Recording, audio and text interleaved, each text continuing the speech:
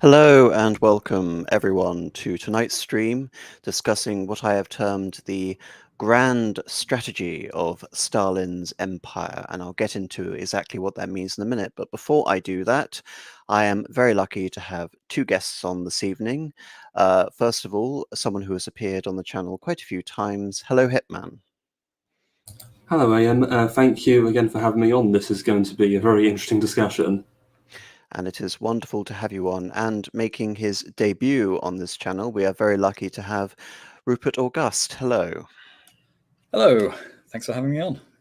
And it is wonderful to have you on. Panama Hat is also booked to be on the stream, and he may drop in later. Hopefully he does, but regardless, we will carry on. So, the stream is called The Grand Strategy of Stalin's Empire. Notice it is not the grand strategy of the early Soviet Union. Indeed, what do you think of this appellation? Do you think it's right to consider, say, for example, Soviet policy post 1928 as representing Stalin's empire, or is Stalin a much smaller cog within the Soviet system? And thereby we need to look at some sort of collective grand strategy as opposed to the personal strategy of a single man. Hitman, first of all, what are your thoughts on this? No, I agree with the title of the stream completely. I mean, I think the idea of thinking of the Soviet Union and without Stalin's mark on it for this period, I think would be rather fallacious. He was obviously had a huge drive for what he wanted the Soviet Union to be on the world stage. And no, I agree with you completely. And though he had underlings who he sort of worked with, ultimately they were underlings. They were not really his equal, and that's been said elsewhere. But you have this idea of Stalin being, a Red Tsar, and I agree. He very much treated the Soviet Union like a great empire in which he ruled over. Thank you for that, Hitman. And what are your thoughts re that, Rupert? I would tend to agree that calling it Stalin's empire is probably the most appropriate, but perhaps for a slightly different reason. It's not necessarily a perfect explanation, but I think looking at it through the lens of domestic politics and stabilizing his own position, vis-a-vis the wider party and the wider sort of power apparatus that he tried to inhabit, sort of makes a lot of sense. Even going as far as to dictate how he responded to events like things going on in Spain, for example, and the schisms that were happening inside the to jump ahead a little bit, perhaps the schisms inside the communist movement within the Spanish Civil War, as sort of like a way of crushing what could potentially be a budding internal opposition to Stalin. Yes, and this is important to distinguish between the policy of the Soviet Union, the policy of Stalin, and indeed the policy of the International Revolution. Regarding what is essentially entailed by the idea of the grand strategy of Stalin and by extension his empire, the main thrust of this stream is going to be focused on Stalin's foreign policy initiatives, but of course, involved in that discussion, we are also going to be talking about Stalin's rise to power, his economic policy, his militarization policy, and of course his interest in espionage, and to what extent, this is going to be a running theme hopefully throughout this conversation, Stalin can be seen as a continuation of Lenin. And indeed, you can say the theories outlined by Karl Marx, underlining the basis of communism, and to what extent Stalin was an innovator or perhaps even a subverter of said ideology. And Hitman, of course, has already mentioned the idea of Stalin representing a red Tsar. So hopefully we'll be able to unpack these notions throughout the course of tonight's discussion. But for the benefit of the audience who may not be familiar with the career of Stalin, Stalin, of course, is a loyal devotee of Lenin, a early Bolshevik, and he's also renowned before his ascendancy into the the Soviet Union as a bit of a street fighter. Indeed, he was renowned for robbing banks and being able to keep the party coffers full through illegal and even terroristic means, as described indeed by the Russian Empire, and of course, objectively, that would be the case. When we have the October Revolution, which brings the Bolsheviks into power, headed by Lenin, Stalin is quickly made the Minister of the Nationalities. And indeed, as people are already mentioning in this stream, Stalin is not his name. His real name was Joseph Zhukashvili. He was not just born in Georgia, he was also at one point a seminarian training to be a priest in terms of the wonderful sort of postmodernism and horrific sort of deconstructionism of religion and appealing to some superficial sort of sociological aspects of religion in order to maintain his regime. From that position, he is another pseudonym or nom de guerre is, of course, Koba. Before we get to Stalin, which of course in Russian simply means steel. But when we get to his ascendancy within the communist system, within the Soviet Union, it was very much assumed that Leon Trotsky, the war commissar, the hero of the Russian Civil War, would take over after Lenin. Indeed, many other party hacks, such as Kamenev and Zinoviev, believed that Trotsky represented a Bonapartist figure, i.e., a military strongman who would take over the course of the Russian Revolution and turn the Soviet Union into a military dictatorship. So ironically, Stalin's rise to power was predicated on preventing the emergence of one-man rule in the Soviet Union. And this starts off with Lenin's debilitating strokes, and Stalin forming a triumvirate with Kamenev and Zinoviev, and of course Stalin rising to the rank of General Secretary of the Communist Party, which was essentially a diminutive position, but one which allowed Stalin to control party appointments. And the consummate workhorse and bureaucrat that he was able to use that position to sideline various communist officials who opposed him and create his own power base, which he steadily does over the next 4 years from 1924 until 1928. Indeed, you can say that it is his superlative understanding of the Soviet bureaucracy, the managerial empire created by Lenin, which enables Stalin to outmaneuver Trotsky, who is in no way his equal when it comes to building his own political constituency within the Soviet Union.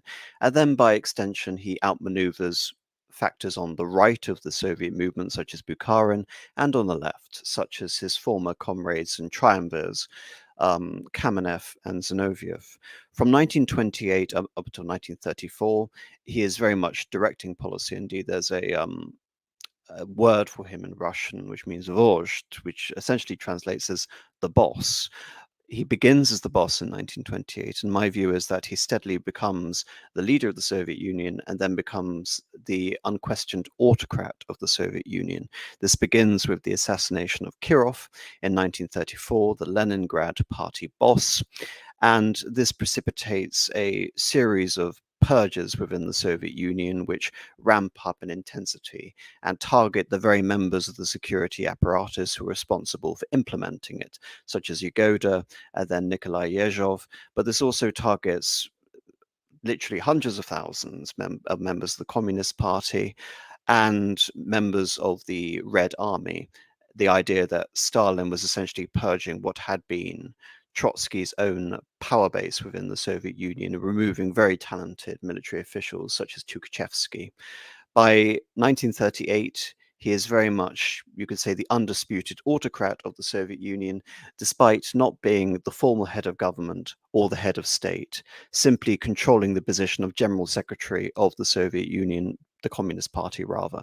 And indeed, when you look at other Soviet movements, I mean communist movements throughout not just Europe, but the world, it very much sort of follows this trajectory that it is the man who leads the party, the general secretary, who is the de facto leader of said communist government, rather than the formal head of state or the head of government. And indeed, I think this is quite an interesting point to discuss, how left-wing socialist communist systems like this, despite being predicated on, you can say, an impersonal nature of historical development, an impersonal nature of politics.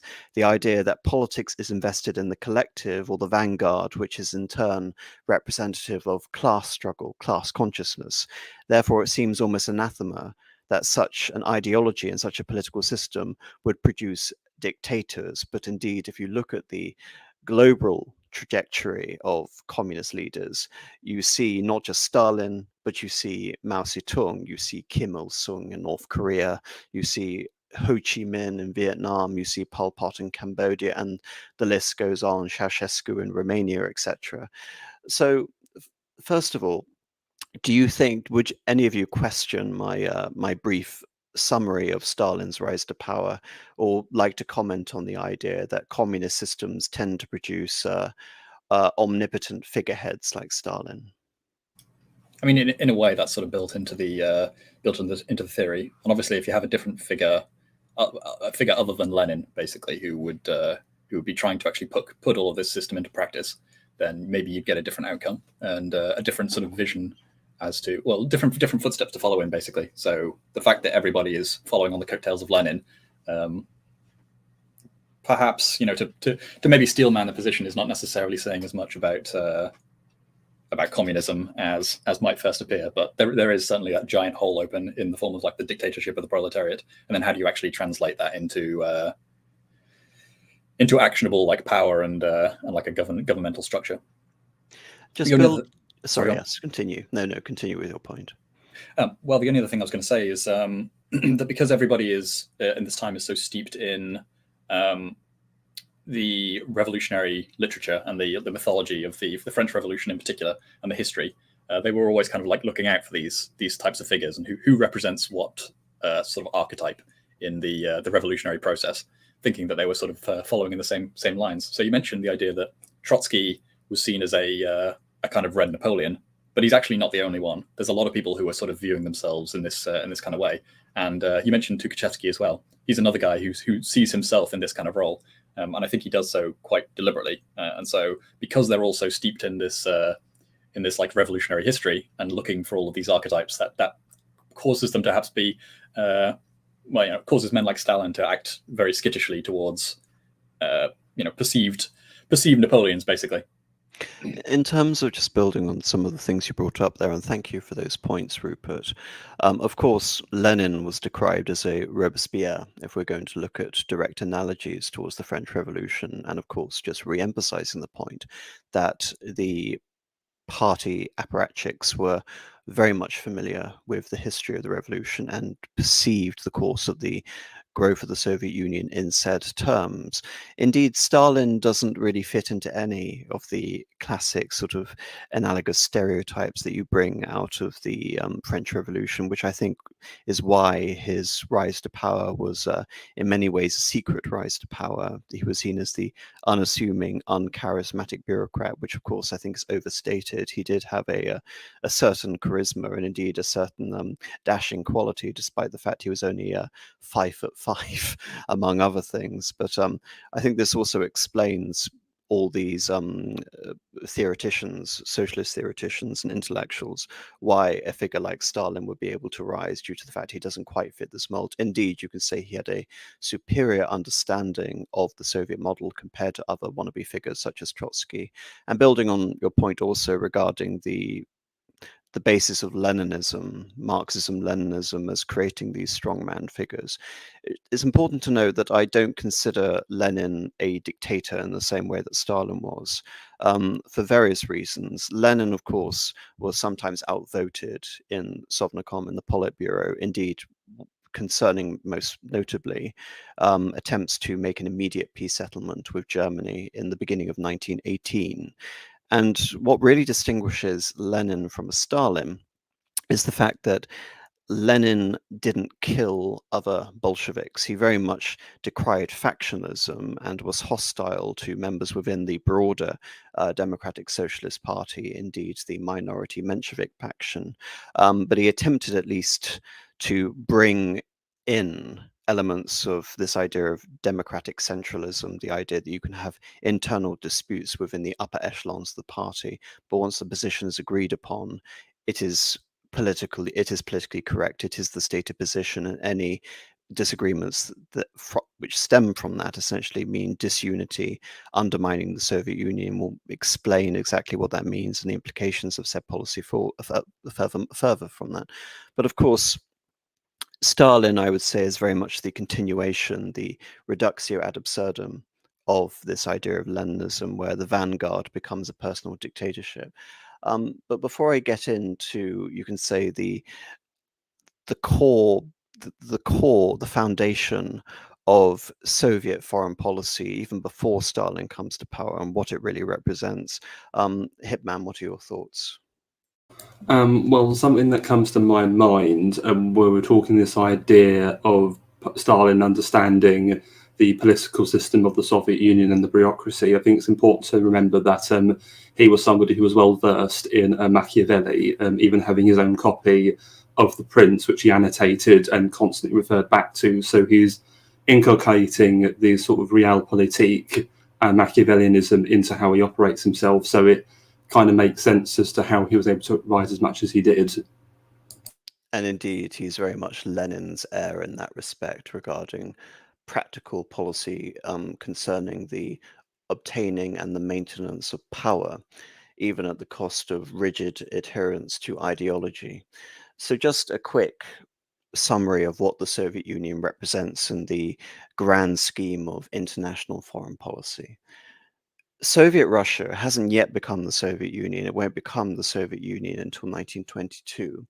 Was founded on a repudiation of international bourgeois law and various obligations such as debt commitments. Indeed, not just concerning international commitments, but when the Soviets took power, Lenin effectively abolished the Tsarist legal code and created a new legal system for the Soviet Union from scratch, that there was going to be no formal continuity with the Russian Empire or indeed the Russian provisional government that had preceded the Soviet Union. This was going to be a unencumbered, modern, internationalist, socialist state, the embryo of an internationalist state whose mission was the extension of socialism by war. Indeed, Lenin's theory of imperialism was predicated on the idea that the First World War, or the Great War, represented some form of final cataclysm for the imperialist and capitalist powers that would end in the triumph of socialism, which the October Revolution in Russia was seen to herald. But then again, moving on from that, yes, indeed, Rupert, do you want to bring in this point that it was the repudiation of international assets in particular, in terms of what we essentially mean by international obligations?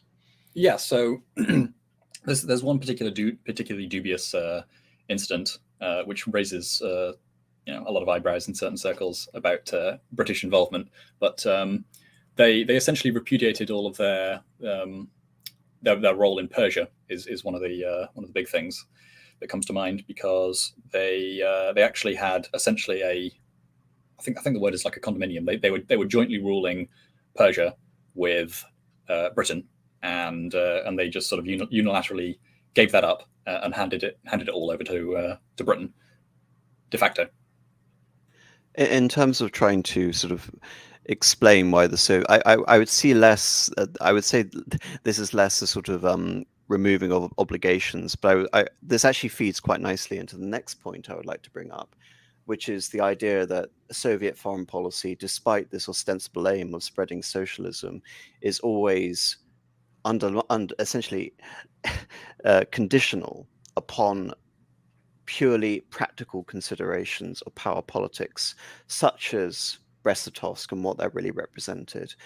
because even before Brest-Litovsk, when it appeared that the Germans were going to make very harsh demands on the Soviet Union or Russia, the Soviet Socialist Republic of Russia, which would entail the loss of essentially all of the West up into the Caucasus, with the Germans even possibly extending towards the oil fields in Baku. This was a very controversial position within the Soviet Union, so much that Lenin's peace policy was overruled. The Germans responded by launching an offensive into the Soviet Union, and Trotsky even appealed to the Entente powers to send an expeditionary force, which was then conveniently forgotten by Soviet history since then. And in April of 1918, they signed the Treaty of Brest-Litovsk. But of course, the Soviets do not feel bound by the Treaty of Brest-Litovsk. The Treaty of Brest-Litovsk is simply a means to buy time for the Soviet Union to consolidate internally against what will happen in the Russian Civil War, the emergence of the Whites and the Greens, etc. And when the German war effort collapses during the 100 Days Offensive from August to September of 1914, the Soviets begin to de facto repudiate all of their commitments within the Treaty of Brest-Litovsk. The whole system of client states, which had been established in the East, unravels pretty quickly. And so this also should underline the point which Rupert has just brought up regarding the, you can say, the imperialist commitments of the Soviet Union vis-a-vis the Russian Empire, because of course the agreement he's referring to, I believe, is the 1807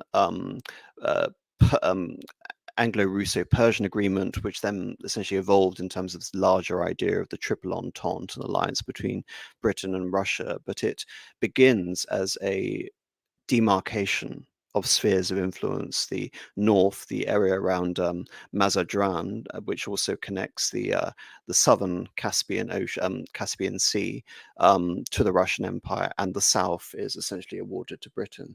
So the Soviet Union has, you can say, a contradiction in terms of its first foreign policy, because it is simultaneously advocating for self-determination of various peoples, because the Soviet Union is not the Russian Empire, it's an internationalist state, or what will become the Soviet Union in 1922. So it is at once saying that, it's fine that the Baltic states, Ukraine, the Caucasus republics rather, Belarusia, Finland become independent, but that is predicated ultimately on them joining in the international socialist order. So at once the Soviets are allowing for decentralization, and yet they're also attempting to reimpose central control, as with the original Russian Empire. And this is sort of reinforced with the idea of korenizatsiya, laying roots, indigenization, creating nationalities within an internationalist Soviet Union. And this is really where modern Ukrainian identity comes from, this process of korenizatsiya. And indeed, this ideological commitment filters even further than the policy of the nationalities, of which Stalin was responsible for, but also into the economic sphere as well. During Trotsky's tenureship as war commissar, the Soviets employed this idea of war communism. Indeed, there is a huge effort to confiscate Tsarist assets, the assets of the church, the assets of the nobility, initiate land redistribution, attack large businesses, and amalgamate them with the Soviet state. The excesses of this policy, after creating famine and a massive economic recession, are then repudiated somewhat with the new economic policy, which is initiated by Lenin. And of course, it is Stalin himself who will repudiate this policy with the aggressive collectivization campaign from 1928. So the point I'm trying to make here is that the Soviet economic system, the Soviet foreign policy, and indeed the ideology of international revolution all went hand in hand. And I think what I really want to discuss in this stream is to what extent Sovietism is a continuation or a contradiction of the Russian Empire.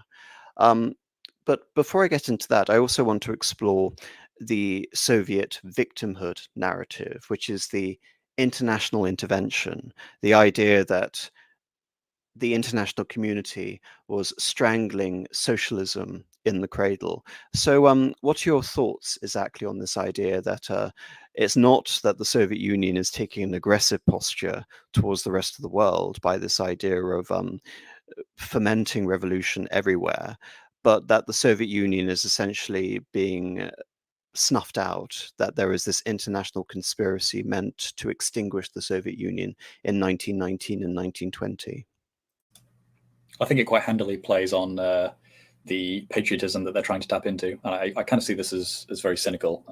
It comes into play quite early on, even, especially during the Polish-Soviet War, when that is used as a sort of rallying cry to stir up sort of Russian nationalists and people, or even like patriotic Russian militarists, who are then encouraged. So I think most famously Brusilov in that case is sort of won over by the Soviets to, basically support the idea of Russian, like former imperial Russian officers making their peace with the Soviet state in order to, fight off the Poles and like fight off the foreign menace. So this quite nicely sort of feeds into this idea that the Soviets will cynically exploit the sort of territorial legacy of the Russian Empire. At the same time, they're appealing to something which is post-Russian nationalism. Do you think that's fair? Yeah, definitely. I mean, there's a lot of cynicism around the the policy towards nationalities as well, as you sort of alluded to. There's actually a particularly good example in the case of the Finns, where early on the Finns were seen as an element which could be potentially secessionist and potentially quite reactionary, working with their co-ethnics just over the border in Finland, newly independent Finland. But then it becomes politically expedient shortly after to pretend that what is actually happening in the, I think it was the Russo-Finnish, the Finnish-Soviet War, or the Winter War, to sort of pretend that it's some kind of a Finnish civil war essentially, and that there's like a groundswell of support by Finns for the Soviets to come in and liberate them and throw off their capitalist and feudalistic aristocratic overlords and all that kind of thing. And so suddenly they are trying to bolster the idea of a greater Finland that partly exists within current Soviet borders, and they're trying to do everything that they possibly can to keep the Finns there, despite the fact that only a few years before they'd been deporting them all to the furthest reaches that they possibly could. We're jumping the gun a bit there, but I think that's an interesting point, which is an interesting point that you bring up, because I probably would have forgotten to have brought it up later, which is this idea of a greater Finland and the idea of the Soviets presenting this as a civil war. Because regarding the Finnish example in particular, there was this brief period of time before, I believe, the 1950s, when there was a Karelian Soviet Socialist Republic, and of course the Karelian identity feeding into this idea of a greater Finland existing within the Soviet Union, and the idea that when the Soviets made their demands on Finnish territory, it was meant to amalgamate to this Karelian Soviet socialist state, which of course has this legacy of entwined history with the Finns. Even earlier than that, actually, I think there was a Finnish uprising, or Karelian uprising, in I want to say 1919, 1920, and that is partly, I think, what spurs the persecutions.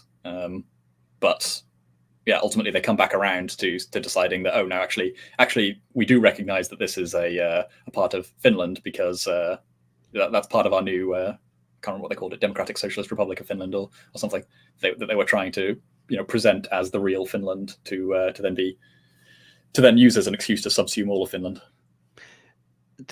So just to summarize and to build on this point about the international intervention, my cynical theory, I don't really think it's cynical really, I think it's just true, regarding the nature of the international intervention, is that the whole basis of communist ideology, Bolshevik ideology, is always secondary to the concerns of the various Entente powers. What I mean by that is that when you have figures like Churchill who are outlining the barbarism of Leninism and Trotskyism, he is very much in the minority. And again, it was seen a very strange position coming back to his Russophilia in the Second World War. But regarding that in particular, and what I mean by that, the nations of the Russian Empire really did not want to be part of the Soviet Union, despite the Soviet Union's overtures to building this internationalist state that would respect the self-determination of various peoples. Rupert has already brought up Finland, but of course this extends to the Baltic states, and this most notably extends to Poland, where we have the Polish-Soviet War, where it looks as if the Soviets are going to conquer Warsaw. They are going to drive into Germany and join up with Bela Kun's revolution in Hungary, and the communist government in Munich, etc., and indeed support the Spartacists and Rosa Luxemburg, etc., and herald the European socialist revolution. Indeed, that does not happen. There is the miracle of Warsaw, and the socialists are beaten back quite extensively, and the Polish are able to carve out an empire in the east, which consists of many non-ethnic Poles, such as Ukrainians, Jews, Belarusians, and Lithuanians. And so, building on this idea, Rupert, that you brought up, the idea of a Finnish civil war, the Soviet Union, therefore establishing the Belarusian and the Ukrainian Soviet Socialist Republics, essentially acts as a claim on those territories to restore those ethnicities into those respective nations, and by extension, the Soviet Unions. There is even an aspect of pan-Slavism at play here. But to really sort of emphasize the idea of the cynical nature of the international intervention, for Japan, it's about destabilizing the Soviet Union in the east by, say, for example, occupying Vladivostok, which I believe they occupy up until 1924. For Romania, it is about acquiring territory at the expense of the Soviet Union.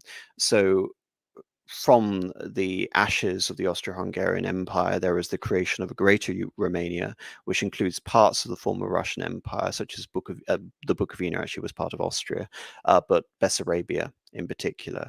I've already explained how Poland is expanding eastwards, and the Baltic states have established and confirmed their independence, as indeed has Finland. Indeed, it is the strategic vulnerability of the Soviet Union that, despite winning the Russian Civil War and having incorporated the Caucasus, the Georgia, Azerbaijan, Armenia, and of course Central Asia back into the Soviet Union, the precarious nature of Petrograd is such that Petrograd is no longer the Soviet capital, and things are moved back to Moscow. So when I look at the international intervention, I really see it as the stabilizing of the world order that had arisen out of the collapse of the Austro-Hungarian and German empires. And indeed, for the point of view of the French, who are building up a new alliance system in Eastern Europe, this is very much with the intent of pushing the boundaries of a hostile Soviet Union as far east as possible. Two other quick points, if you don't mind. There was another element to the moving of the capital back to Moscow, which is that, as I just said, it's back to Moscow, and so they can also draw on this this sense that they are operating in a kind of further continuity and not entirely creating something new. They're kind of like calling back to old traditional Russian culture, and sort of framing the new capital of St. Petersburg as something that was just sort of like a Tsarist invention, which is being put back in the bottle, and now we're getting back to the authentically Russian roots. No, I think that's a very valid point indeed. Hitman, on a stream that he recently hosted on the dual nature of the Russian Empire, brought up Spengler, in particular decrying the capital of St. Petersburg, Petrograd, then Leningrad, as a city without an identity, a city which was simply a demonstration of essentially a vacuum of culture, which was simply you can say a pure invention of Peter the Great, and a disassociation with the true heart of Russia, which indeed was the spiritual capital of Moscow. But I'm taking words out of Hitman's mouth. So Hitman, is there anything you really want to add to that point? Yes, no, thank you for bringing that up. Another point I wanted to make is that, yes, I agree, by retreating into Moscow, this leads to something else I wanted to say about this idea of the Soviet victimhood. I think they're trying to create a kind of a siege mentality where it's us, the Bolsheviks versus everyone else. So we've got to band together and hunker down in order to survive. And by moving the capital back to Moscow, it's a much more secure location from which to consolidate and build up. Indeed, I think that's a very valid point. And as you can see on this map, the Soviet Union is enormous, but it is still weaker than the original boundaries of the Russian Empire in Europe in particular. And it is, of course, surrounded by non-capitalist powers following the failure of socialist communist revolutions in Europe and the stabilizing of essentially the new Versailles Order, or the Order of the Paris Peace Treaties, because of course Versailles only referred to the German Empire. And that's probably a good point to actually talk about Lenin's foreign policy in 1920 and 1922, where the Soviet Union was finally on a sure footing, and it was very apparent that the Soviet Union, despite this international opposition and internal opposition in the form of the Russian Civil War, was going to stay, potentially against all odds. And this is Lenin. Until the final victory of socialism in the whole world, we must exploit the contradictions and opposition between two imperialist power groups, between two capitalist groups of states, and incite them to attack each other. Expediency, therefore, underlined by a certain hostility. In 1920, Lenin had predicted a future conflict between Germany and the Entente and Japan and America, that communism would have to remain on the sidelines, and then the Soviet Union shall take the world by the scruff of the neck. Now, this is a very important point to bring up, because at the same time, it essentially shows that the Soviets are still very much committed, despite their position, their retreat, and this mentality of this constant state of siege, which Hitman has brought up. And yet the idea of world revolution has not gone in abeyance at all. And indeed, this is going to be present very much throughout Stalin's foreign policy, and why I think it's fallacious to say that Stalin represented a pure return to Russian imperial policy, that this idea of subversion, this idea of pitting the capitalist powers against each other, indeed relying on the Marxist notion of exploiting the internal contradictions of the capitalist world order to allow for the creation of a class-conscious proletariat, which would then herald the creation of the internationalist revolution. All of this is relevant to Stalin's thinking as the intellectual disciple of Lenin, and nothing sort of explains this better than the creation of the Third International, or the Comintern, which essentially, as its directive, has the idea to infiltrate foreign militaries down to the regimental level, civilian administrations, foreign industries, to also utilize domestic communist and not democratic socialist, but hardline socialist parties to agitate for international class struggle. Of course, the first two internationals had been coalitions of various communist organizations, the first one led by Marx. The second was responsible for leading a futile effort at maintaining peace during the Great War, the First World War.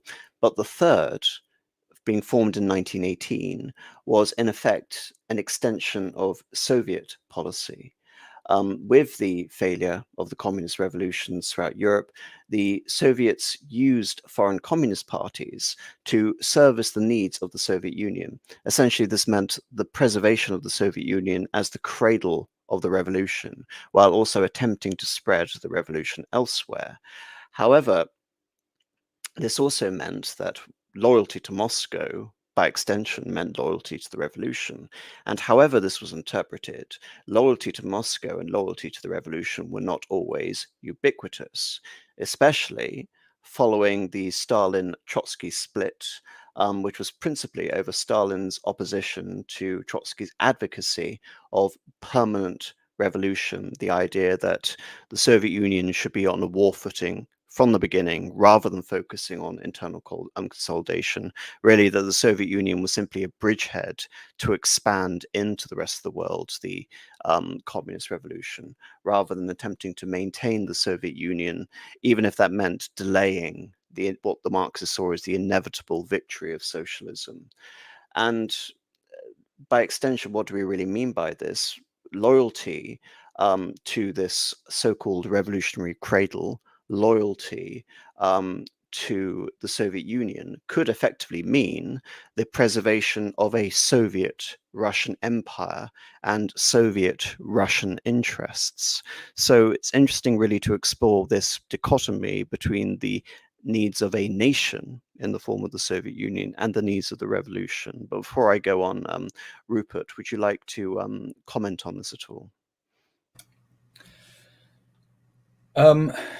Yeah, just trying to find a place to pick up. There was one point I wanted to make about Trotsky, which is that there is this. On the one hand, there is this schism that you mentioned ideologically, but there is also an element of bringing it back to the personal, because although it's obviously it's possible to say, and a lot of people have tried to portray Trotsky as the sort of natural successor to Lenin.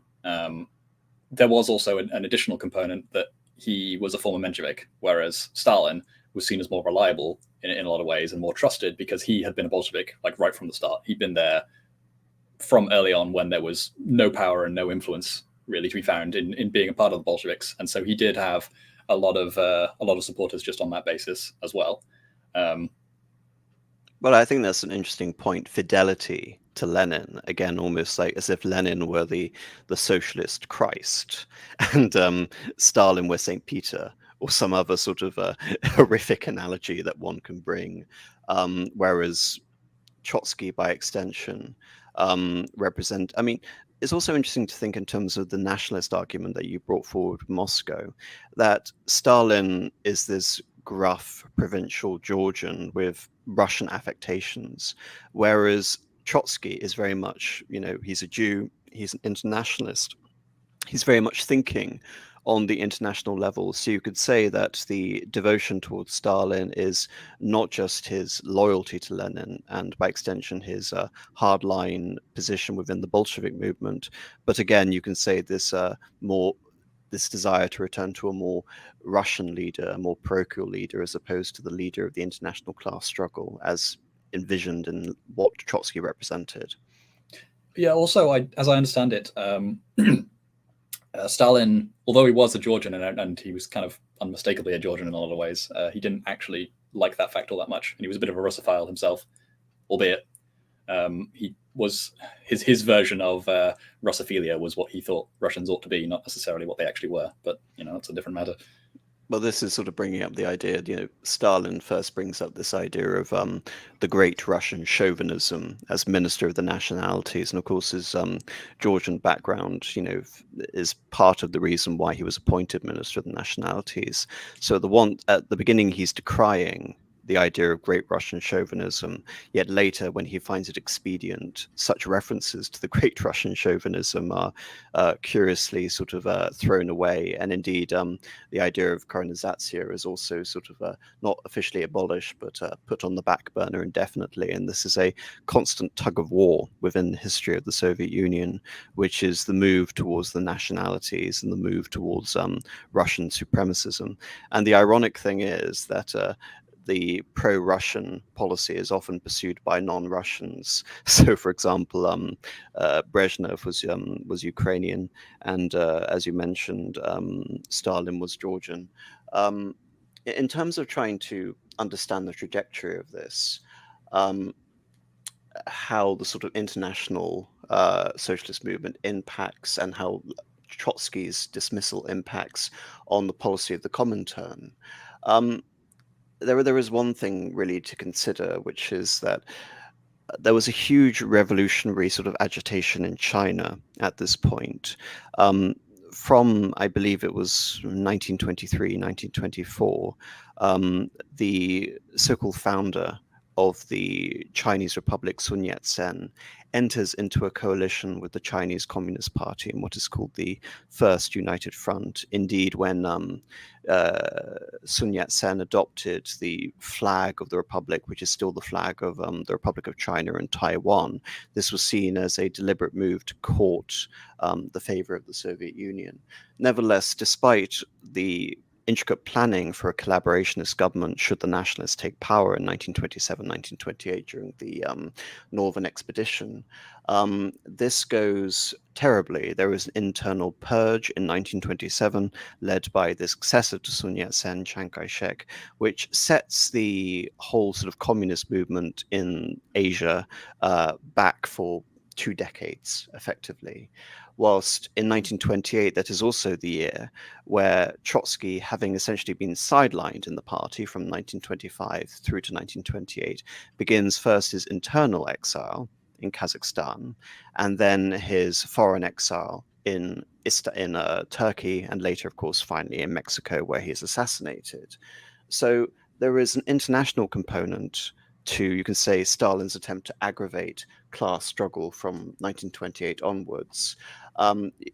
This is sort of me trying to understand the cynicism of Stalin here, which is he comes in with this platform of socialism in one country, which in many ways could represent this idea of appealing to Russian patriotism, Soviet patriotism, and the idea of internal consolidation at the expense of the international revolution.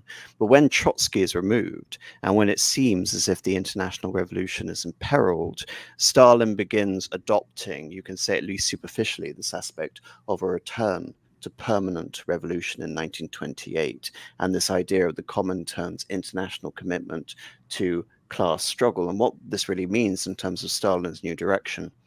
And you can say his loyalty to the idea of Lenin is that this would mean there would be no collaboration with parties like the Kuomintang, the nationalist government in China, any democratic socialist movements. Instead, they were decried as social fascists, very much building on this idea since Mussolini's rise to power in Italy and the creation of the Italian fascist government. Indeed, this is what amounted to, in Stalin's view, a form of bourgeois collaboration, which is continuing in the vein of Lenin's original opposition to Edward Bernstein in 1901's What Is to Be Done. You can say that this is an attempt by Stalin, having cynically gone along with the idea of socialism in one country, to reassert Marxist orthodoxy. And also there was another cultural assault coming from within the international socialist movement. Gramsci is arrested by Mussolini's government in 1926, and in prison, Gramsci is conceiving of this idea of cultural Marxism and the idea of cultural hegemony, and expressed genuine concerns over the direction of the Soviet policy. So you can say that Stalin again is trying to cynically assuage the fears of the international communist movement and assert his own dominance within the party of the Soviet Union by advocating for a return to class struggle. In terms of what this really means, in terms of an extension of Stalin's policy in Germany, say for example, there is essentially an all-out war between paramilitaries, communists and national socialists, Freikorps, and the Sturmabteilung, the stormtroopers. And what this ultimately means is that the National Socialists are able to deftly exploit the descent into civil war in Germany to obtain power in 1933, which in part will explain Stalin's very cynical return to a pro-collaborationist policy in 1935. So what I'm trying to explain here is that the policy of the Comintern, the policy of the international revolution, can almost change on a whim towards expediency, collaboration with international socialist governments, and entry into foreign governments such as the Kuomintang, and then essentially advocating full-out war, as was the case between communist and national socialist paramilitaries in Germany, dependent essentially on the will of the great leader, of the boss, Stalin. But do either of you have any thoughts on those points? Yeah, you've mentioned the word expediency. Yes. Sorry, go on. Oh, sorry. So just going back to this, the Northern Expedition in China, because it's interesting because Stalin had been, obviously, as you said, for working for the communists, working with the KMT, because in his mind, it was better to have a bourgeois revolution than no revolution at all, because then the communists could subvert this new Chinese revolution from within and take over. And after this fails, because Chiang Kai-shek does crackdowns on the communists, Stalin does come under very heavy criticism within the Soviet Union. So with him moving away from it, I see it him just trying to buttress his own position. And this is something you see a lot with Stalin. If he tries something that doesn't work, he always pivots away in order to secure his own position, and explains why he's able to solidify his control in North for so long. Absolutely, that's a very good point. Thank you, Hitman. Sorry, just one small point before I get back to you, Rupert. When I'm referring to the de facto civil war in Germany, I'm not referring to the National Socialists as the entirety of the anti-communist coalition, of course, even remembering that Hitler's first cabinet consisted mainly of right-wing non-Nazis. But anyway, Rupert, back to you. Yeah, you mentioned the word expediency a few times, and I think that's kind of the key to all of Soviet policy, especially of this kind of period. But that extends across both domestic and foreign policy. But I think it's possibly a mistake to call it completely cynical in the absolute, if only because there's a tendency to come back to core like ideology in the end. It's just they might try and push it the first time, and it's not quite the right moment, so they'll come back and try it again later. So you see that well, again, this is policy, for example. The cynicism again that you can say is contingent on expediency. But if we take cynicism to its logical extreme, we end up in nihilism and solipsism. The idea that we're not doing this for the purpose of the revolution, we're doing this for the purpose of power and solely the concerns of power. But of course, the whole nature of Marxism-Leninism does tend to trend towards that notion more so than, say, for example, a Menshevik who tries to construe everything in terms of historical movements as opposed to obtaining power by any means necessary, as was the case with Bolshevism and Marxism-Leninism. In terms of trying to underline Stalin's strategy and see again how foreign policy and economic policy really do go hand in hand, and why 1928 is such an important year in terms of Stalin trying to solidify his position, the removal of Trotsky, the return to international advocacy for class struggle, is the idea of the rapid industrialization or modernization of the Soviet Union. In 1928, at the beginning, you can say, of Stalin's ascendancy in the Soviet Union, he said, if we do not catch up with the advanced countries of the world in 10 years, they will destroy us. Again, building on this idea of the Soviet victimhood narrative, which comes out of the international intervention, 1919, 1920. So this principle of domestic modernization, trying to prepare the Soviet Union for essentially an all-out war with the rest of the world, essentially entails a Soviet mobilization of the domestic population on a war footing in peacetime.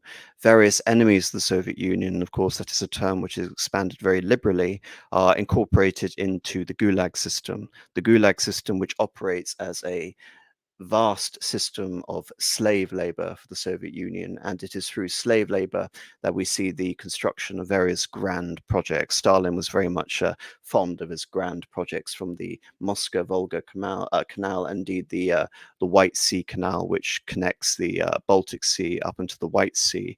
Indeed, when we see the demolition of I believe it's the Church of St. Saviour's in Moscow, it was supposed to serve as the foundation point for the construction of this massive palace of the Soviets, which was going to be built in a neoclassical Seven Sisters sort of Stalinist architectural style, with a colossal statue of Lenin on the top of it, in terms of the megalomania associated with Stalin and his, you can say, his position as a modern pharaoh in many ways, building the pyramids, or the socialist iteration of said thing, with gulag slave labor. But of course, it's beyond the idea of almost formalized slave labor in the form of the gulags, you can almost say that Stalin is enslaving the entire Soviet population. First of all, this is done by the means of collectivization. The local supposedly well-off peasants, the kulaks, the independent farmers of the Soviet Union, who represent a potential source of opposition towards the Soviet Union. Kulaks, by and large, didn't support the Bolsheviks. They supported the Socialist Revolutionary Party that had been in government before the October Revolution. And indeed, in terms of Marxist thinking in general, peasants and non-proletarian, proletarian essentially means unskilled laborers in urban centers, you could almost say that peasants were seen as lacking any revolutionary potential in terms of strict Marxist orthodoxy. Lower classes who were not considered pro-revolutionary, indeed counter-revolutionary, were called lumpen proletariat. And indeed, even though this term tended to refer to prostitutes and convicts and the mentally ill, you can liberally apply it to the peasants as well, as indeed Stalin would to its logical extreme. In removing the kulaks, the Soviets were able to take command of the grain supply in the Soviet Union, often with disastrous results involving in mass famines and mass deaths and resulting of the dekulakization program. But this all feeds into this idea not just of establishing total control of Stalin within the Soviet Union, but of creating a Soviet grain supply, which was going to be used in the case of war.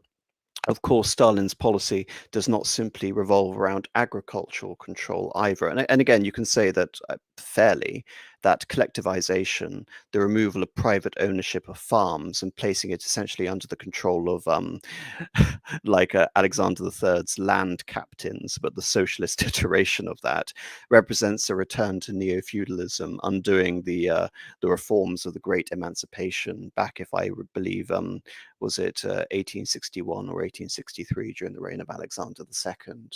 But combined with this, sorry, Rupert. They actually go slightly further than that, but well, they do essentially reverse the the Great Emancipation, but they also do it via I believe it's the internal passport system, whereby the rural population that's left are almost literally in serf, yes, because they are completely unable to move. They are simply not given bureaucratic permission to move out of their locality to anywhere else that they might want to go. Absolutely, precisely. And you preempted one of the points I was going to bring up, Rupert. So fantastic. Thank you for bringing that up, because the internal passports do not just apply to farmers, but they also apply to factory workers as well. And factory workers are mobilized in Stalin's 5-year plans, the idea of putting the Soviet Union on a footing equivalent to that of the Western nations. And indeed, when you look at sycophantic portrayals of Stalin, they tend to revolve around this idea that Stalin was responsible for the industrialization of Russia and putting it essentially on par with various countries in the West. And this is the series of 5-year plans that begin in 1928. The 5-year plans focus on heavy industry, in particular, steel mills, machine tools, military equipment, and expanded mining facilities to really exploit Russia's complete abundance of natural resources. And ironically, again, because Soviet technicians lack the expertise in order to stimulate the 5-year plans and bring Russia up to snuff on an international footing, it tends to be German and, to an even greater extent, American expertise, not just in the economic sphere in terms of Americans overseeing the construction of new factories, but with the Rapallo Treaty in Germany, and due to the limitations imposed on Germany with Versailles, many Germans go over to the Soviet Union to become military advisors. And this is really terms of quite remarkable in terms of the international effort to bring the Soviet Union onto a war footing, which of course would prove disastrous to everyone else in the long term. Yeah, there's 2 key things I wanted to say there quickly. So for one thing, one of the ways that they were actually funding a lot of this industrialization, especially by hiring outside contractors like Ford, I believe, were brought in to design and build a load of factories. And part of the way that they were doing this is by selling their grain, even though obviously a lot of the time there were food shortages domestically, but they needed the foreign capital to actually build up the industry. So they would sell the grain internationally for the sake of being able to afford to build all these factories. No, that's a very good point. And again, in terms of underlining the expediency of Stalin, rather than me using the word cynicism, the expediency that the effort of bringing in international experts superseded the needs of the Soviet population, even if that meant starvation, as was the case on quite a large scale, all the way from Ukraine to Kazakhstan. Indeed, one of the effects of the often sort of understated effects of the famine in Central Asia, rather than just Ukraine, is that Central Asia was largely nomadic even during the late Tsarist period, and one of the effects of this is almost the end of the nomadic nature of life as a result of these mass famines. And you can say that this also really accelerates the collectivization program as well, in terms of this this underlying evil concerning all of this. And yes, I do understand that when I'm talking very quickly and I'm trying to think as I go along and I don't have a script prepared, I often do mispronounce words ad nauseum. So I do apologize to everyone, the guests in particular, if it's a struggle to follow with what I'm saying, because I'm constantly mispronouncing things. But thank you very much, the eccentric tripper, for pointing that out.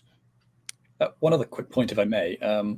The Russian industry was actually doing quite a good job of building up these kinds of expertise. So it's not that they were simply not available, that they couldn't build these kinds of factories. I think actually I want to say was it the Putilov Steelworks was actually the largest manufacturing facility possibly in the world at its height, I think during World War One. But essentially what happened is that all of the best and brightest in Russia were quite keen to flee, and you can like during the course of the revolution and a little bit afterwards when they still had the chance to. And so if you sort of just go person by person and find some of the the best, most remarkable people in Russia at the time, you find everywhere from industrialists to pilots to policemen. They all decide to flee while they have the chance. At the same time, there are a lot of international sympathizers of the Soviet Union, international socialists who are, especially during the Depression in America, who are more than willing to actually emigrate to the Soviet Union to seize upon these opportunities. So at once there is a brain drain, and yet there's a brain gain in the form of sympathizers with the international revolution, which is supposed to be pioneered by the Soviet Union. So a bit of give and take. In terms of therefore trying to summarize these points on Stalin's approach to foreign policy and domestic policy, again, I'll hammer on this idea in terms of envisaging a grand strategy, that these points are inseparable. And not only are they inseparable in terms of the formal policy of the Soviet Union, but also in terms of solidifying Stalin's own position within the Soviet hierarchy, very much upon the deposition of Trotsky. With Trotsky's fall, there is the castration of what is left of the left opposition, very much in quotes. And just a note on the left-right dichotomy. For the record, I think it is actually appropriate using the terms left and right when it comes to a uniform or supposedly uniform revolutionary movement.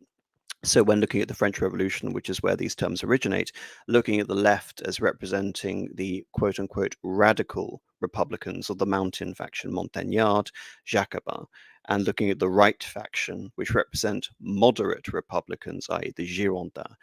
The reason I want to emphasize this is that these are both post monarchy. This is after the fall of the monarchy, and they have adopted this idea of republicanism. So it is only after the revolution that such appellations of left and right seem to be appropriate, because it's about the radicalism or the moderation within a revolutionary movement, such as Marxism, Leninism, and therefore I find appealing to figures such as Kamenev, Zinoviev, and Trotsky as representing the left opposition appropriate. Indeed, referring to someone like Bukharin as the right opposition is equally appropriate. And indeed, because Stalin is isolating Bukharin, he's isolating the left of the party, Stalin is effectively free, as Hitman has brought up earlier, to adopt their platforms, to avoid, again, criticism that he is simply a dictator and he's trying to direct the Soviet Union on his own volition. Instead, you can say that Stalin is collaborating with the ideas of the left, collaborating with the ideas of the right, and in terms of the one hand advocating socialism in one country and also bringing in aspects of the permanent revolution. This is really a good time to sort of explain how this builds upon Leninism, because Lenin had directed the Russian Revolution on the basis of hard party discipline, political correctness, which was tempered by the concept I brought up earlier, which is democratic centralism, the idea that there are internal disagreements within the party hierarchy, but once a decision has been made, everyone agrees. That is politically correct. In such way, disagreements were permitted, but the party itself must remain ostensibly united. In the wake of Lenin's death, factionalism and the potential Bonapartism of Trotsky are genuine concerns. I don't simply mean it was a way of Stalin cynically exploiting said situation to become a dictator, but he does maneuver himself to obtain power rather masterfully. He follows the logic of Lenin to its reductio ad absurdum, and in the understanding that it is the personal that is the political, and that Stalin, of course, lacked the gravitas, both intellectual and political, of someone like Lenin.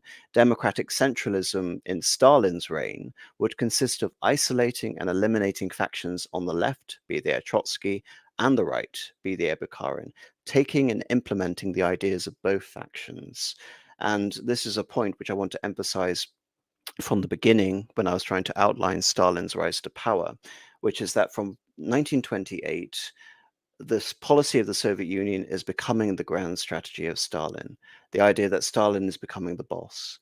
And this fact is then compounded by Stalin's adroit and terrifying political maneuvering as Soviet leader until 1938, with the terror as the Soviet Union's undisputed autocrat.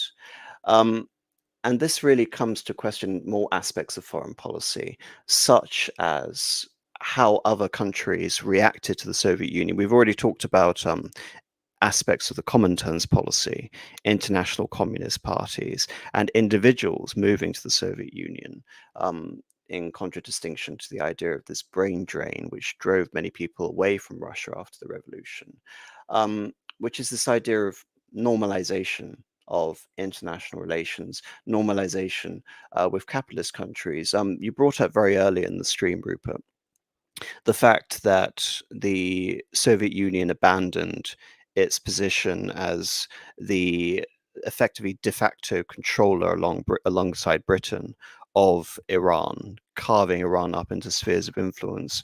Well, again, part of the reason for this was to attempt to normalize and place relations with Iran on a good footing to precipitate a trade agreement.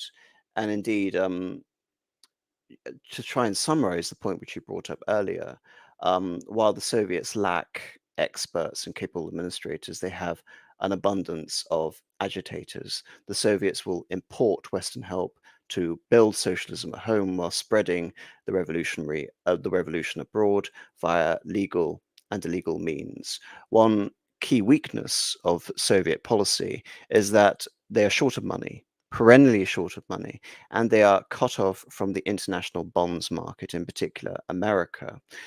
In order to compensate for this and the fact that very few governments, especially up until 1924, recognized the Soviet Union, the Soviets are surviving in the international community by resorting to under-the-table deals, often involving laundering of loot acquired during the Russian Civil War, such as paintings, the seizure of the Tsarist treasure trove, including the bulk but not the entirety of the Russian gold reserve, that which wasn't picked off by the Czech Legion.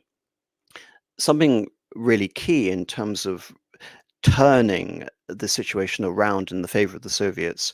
One, of course, I've mentioned already, which was the Rapallo Treaty, which helped normalize relations with the Weimar Republic at a time where the Weimar Republic was very weak. So this could be seen by Germany as an act of desperation after the fall of the Kaiserreich. Equally, you can see that David Lloyd George and his attempt to engineer a rapprochement with the Soviet Union in 1921 was predicated on an act of desperation. The idea that Britain is doing very poorly after the First World War and is wanting to open up British goods to the Soviet market, essentially going back to a free trade position again. So it's economic and political desperation and those concerns which are allowing the Soviet Union to be essentially begrudgingly welcomed back into the international system of diplomacy. But before I build upon that point, do either of you want to comment?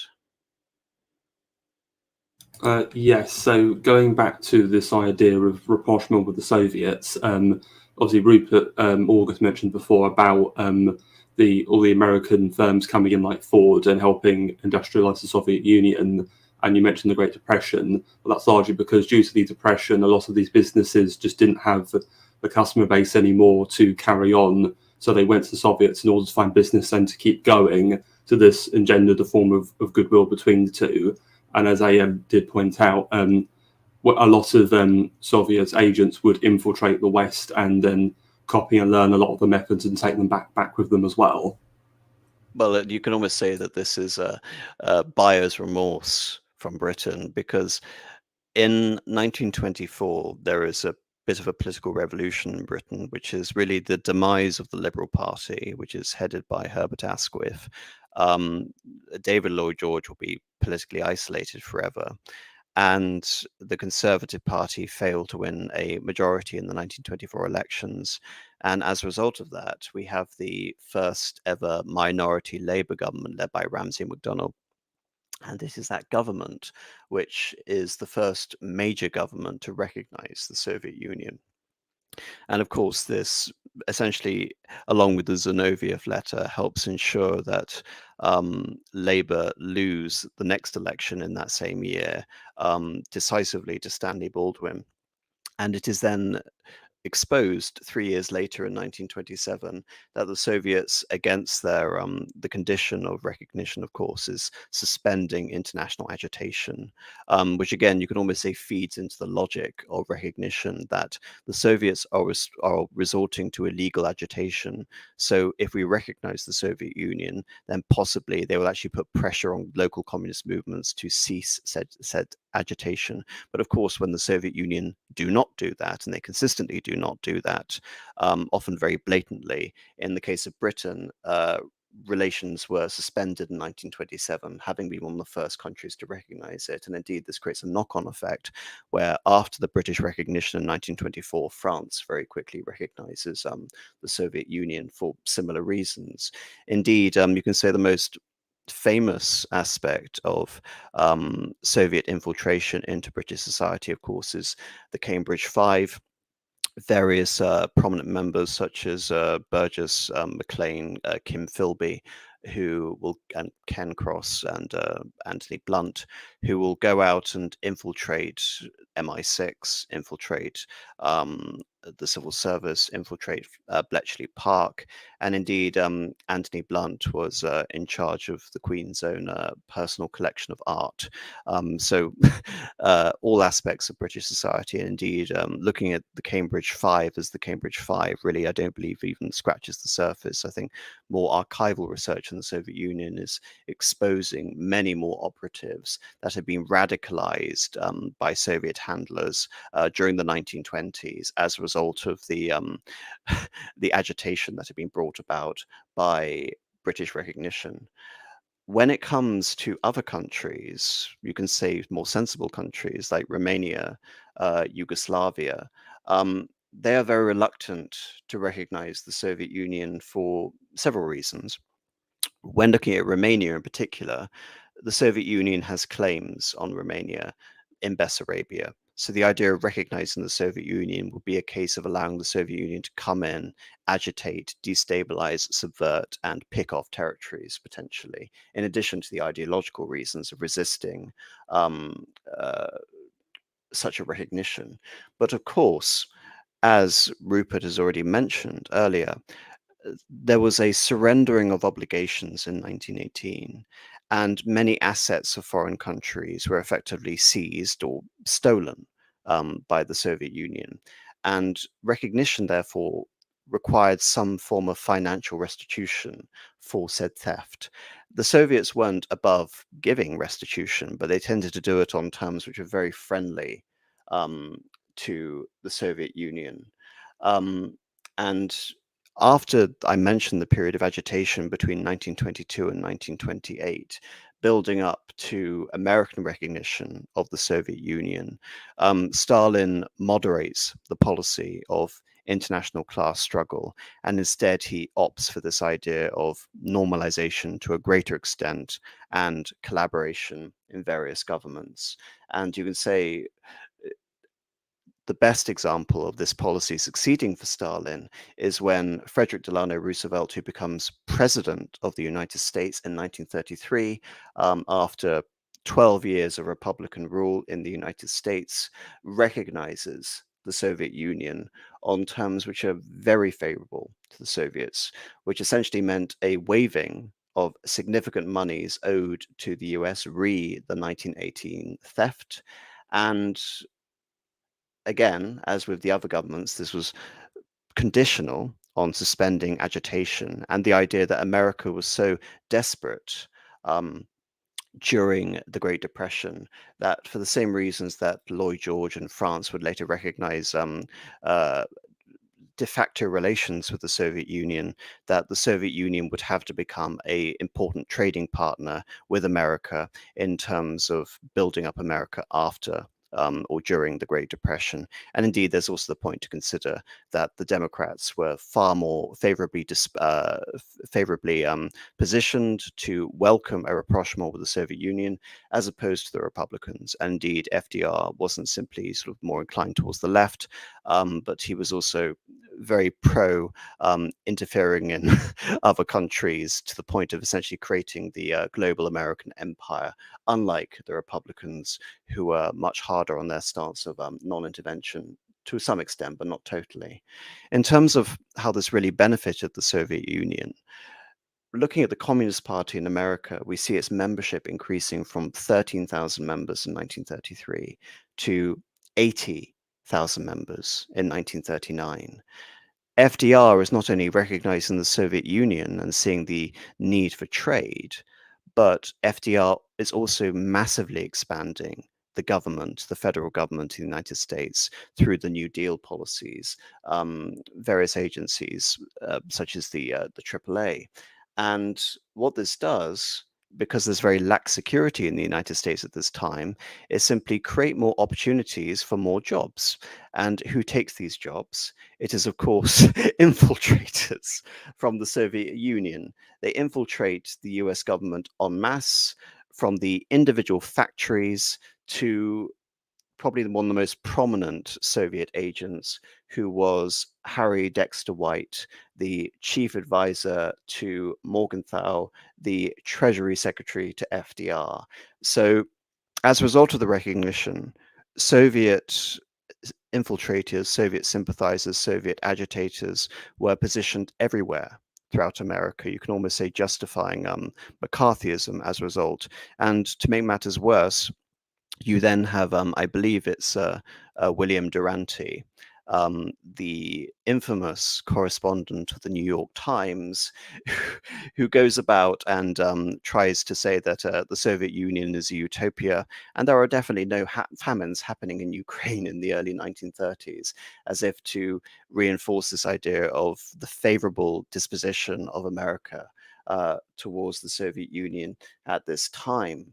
So Soviet strategy has enabled Soviet access to military, industrial, Walter Durante, thank you, T, to military and industrial intelligence, and of course, opening up the Soviets to the American loan markets to finance the continuation of the five-year plans.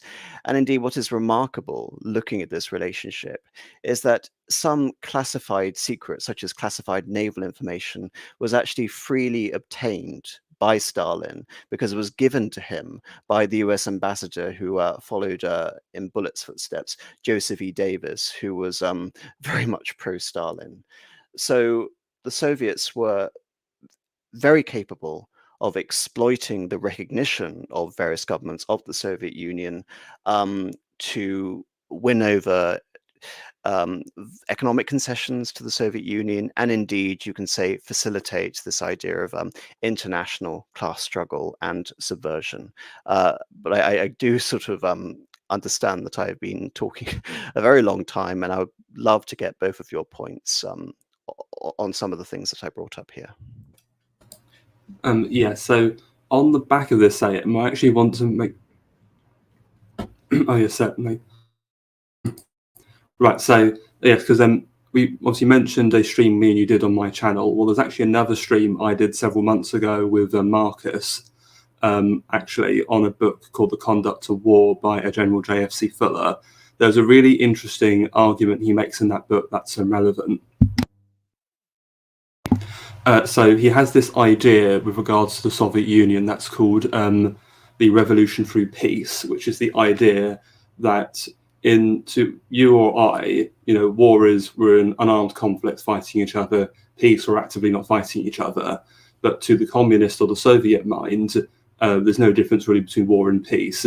Peacetime is just breathing space for you to plot the downfall of your enemies and subvert them, which is basically what the Soviet Union did. So the Western powers in dealing with the Soviet Union believed there was no antagonism through recognition and engaging in diplomacy and being formally at peace.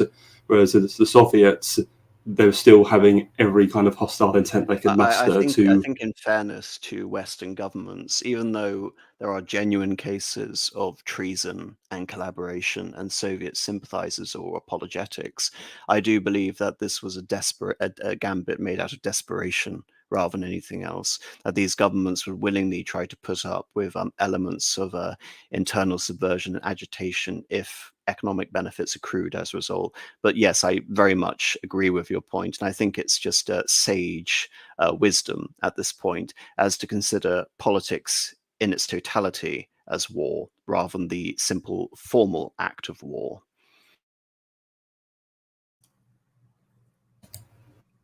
Yeah, there definitely is a sense in which that's the case. I was going to bring this up earlier, but even right from the start, so one of Lenin's big slogans was peace, land, and bread.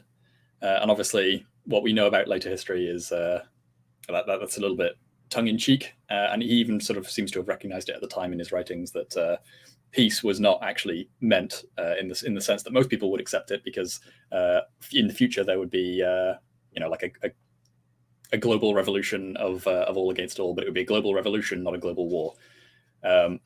Land, they're not exactly, most people would assume that to be, okay, the peasants are going to own the land instead of the aristocrats, but no, that's not actually how Lenin meant it at all. It's that everybody would have equal sort of representation in the state ownership.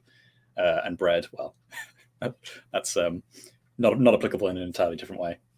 Well, but actually, before you get into your point, just to add to that point in particular, Lenin understood, of course, these promises were made to obfuscate for the whole brutal nature of the Soviet Union. It was to appeal to the army through the process of peace, essentially, so they wouldn't have to fight or have to shoot their own officers. They didn't have to be forced into fighting. But of course, looking at the conditions to the front, of course, bread was a very seductive offer to the urban proletariat and by extension the larger Russian masses. But of course, as a means of gaining power, it was very seductive. But Lenin himself understood, especially in the early 1920s during the course of the wars where there were famines, that famine was a very useful political tool at subjugating various rebellious populations, just to try and emphasize the strategic value of hunger. But yes, please continue with your point, Rupert.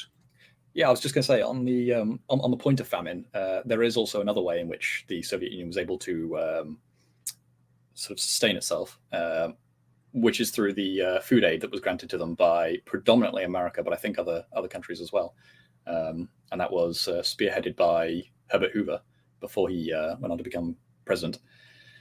And the what's it called? The American Relief Agency Administration, rather. And that kind of had some sort of fairly optimistic, supposedly had some fairly optimistic aims to sort of demonstrate the superiority of the Western system, but in the end, it just ended up subsidizing the Soviet Union when it sort of needed it most. But also, they also seem to have used that to like as a mechanism to obtain even more foreign exchange by then reselling excess grain. That's when that became very public, is when they had to cut it off. But there was definitely a time in which they were being directly subsidized by America.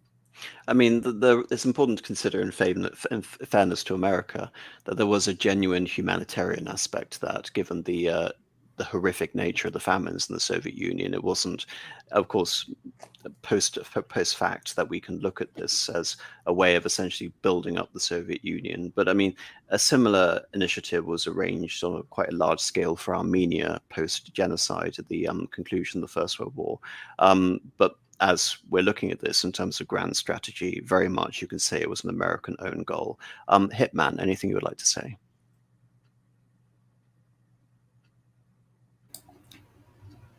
No, nothing to add really. I think you've covered everything really regarding the famines. All right. One more point, actually, if I may. Yeah. We were talking about the infiltration, but I think especially early on, there's something to bear in mind, which is that really up until 1945-ish, the concern that the whites, well, the concern of the whites essentially who had gone and lived as emigres, was something that doesn't really seem to have left the Soviet mind. And so, even if you're a country which is opposing the Soviet Union and you're accepting the white refugees, mixed into those to some extent will be some amount of people, some amount of Russians, or just otherwise Soviet citizens who are there for more nefarious aims, or at the very least can operate on behalf of the Soviets with some kind of promise to then be able to go home, or even just someone who infiltrated after the fact and then was enmeshed into the community in some other way. So there is some ways in which it's not just purely.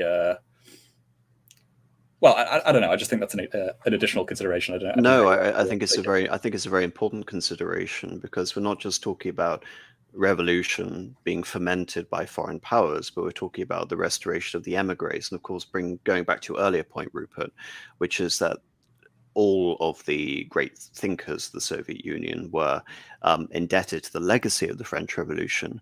Of course, what happens after the French Revolution, what happens after the fall of Napoleon, those white emigres come back and they launch the Restoration. So this was a genuine concern for them.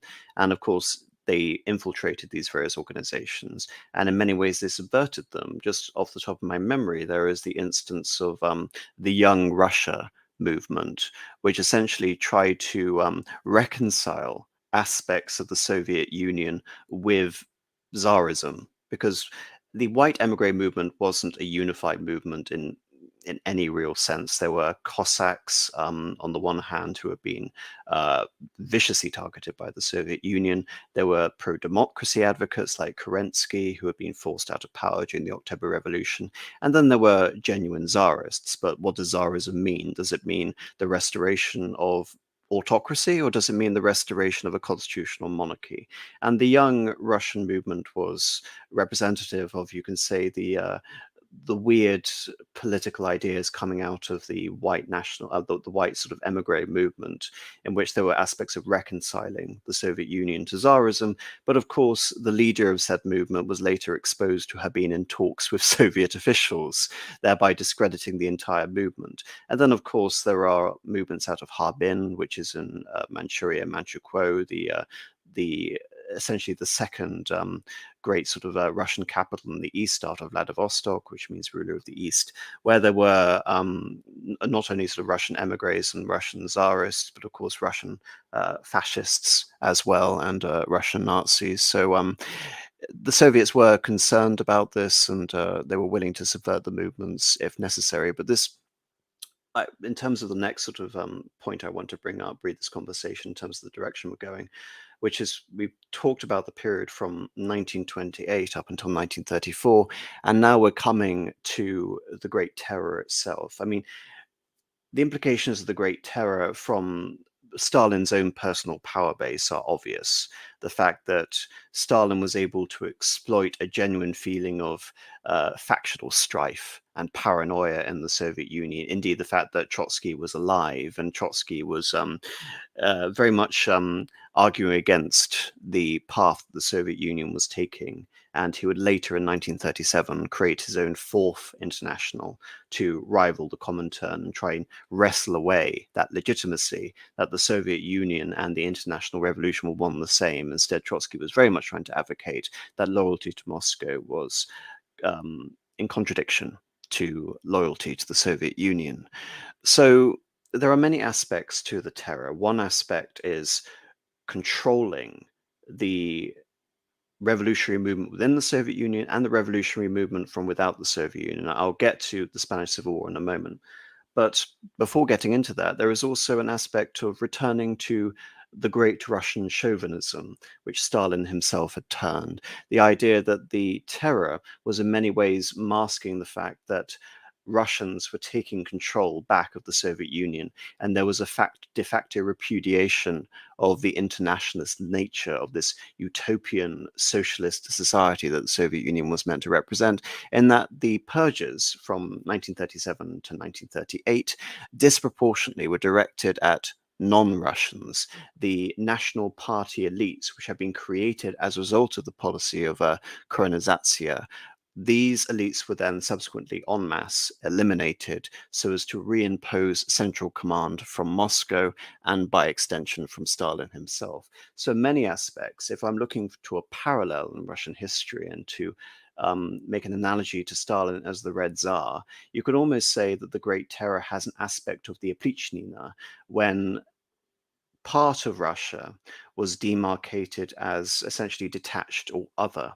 And you have the Oprichnini members in hoods wearing pig's head sort of regalia going around and targeting boyars who were opposed to Ivan the Terrible, and then confiscating land and then redistributing the land to loyal officiates of Ivan the Terrible. You can almost say Stalin, who very much perceived of himself in historical terms, was almost trying to relive that experience of the Oprichnina through the process of the Great Terror itself, but trying to explain this as something other than just the return to Stalin's own great Russian chauvinism. There was a justification within the communist worldview that independent nationalities were suspected of possible foreign collaboration and anti-revolutionary subversion of the cradle of socialism, of the Soviet Union.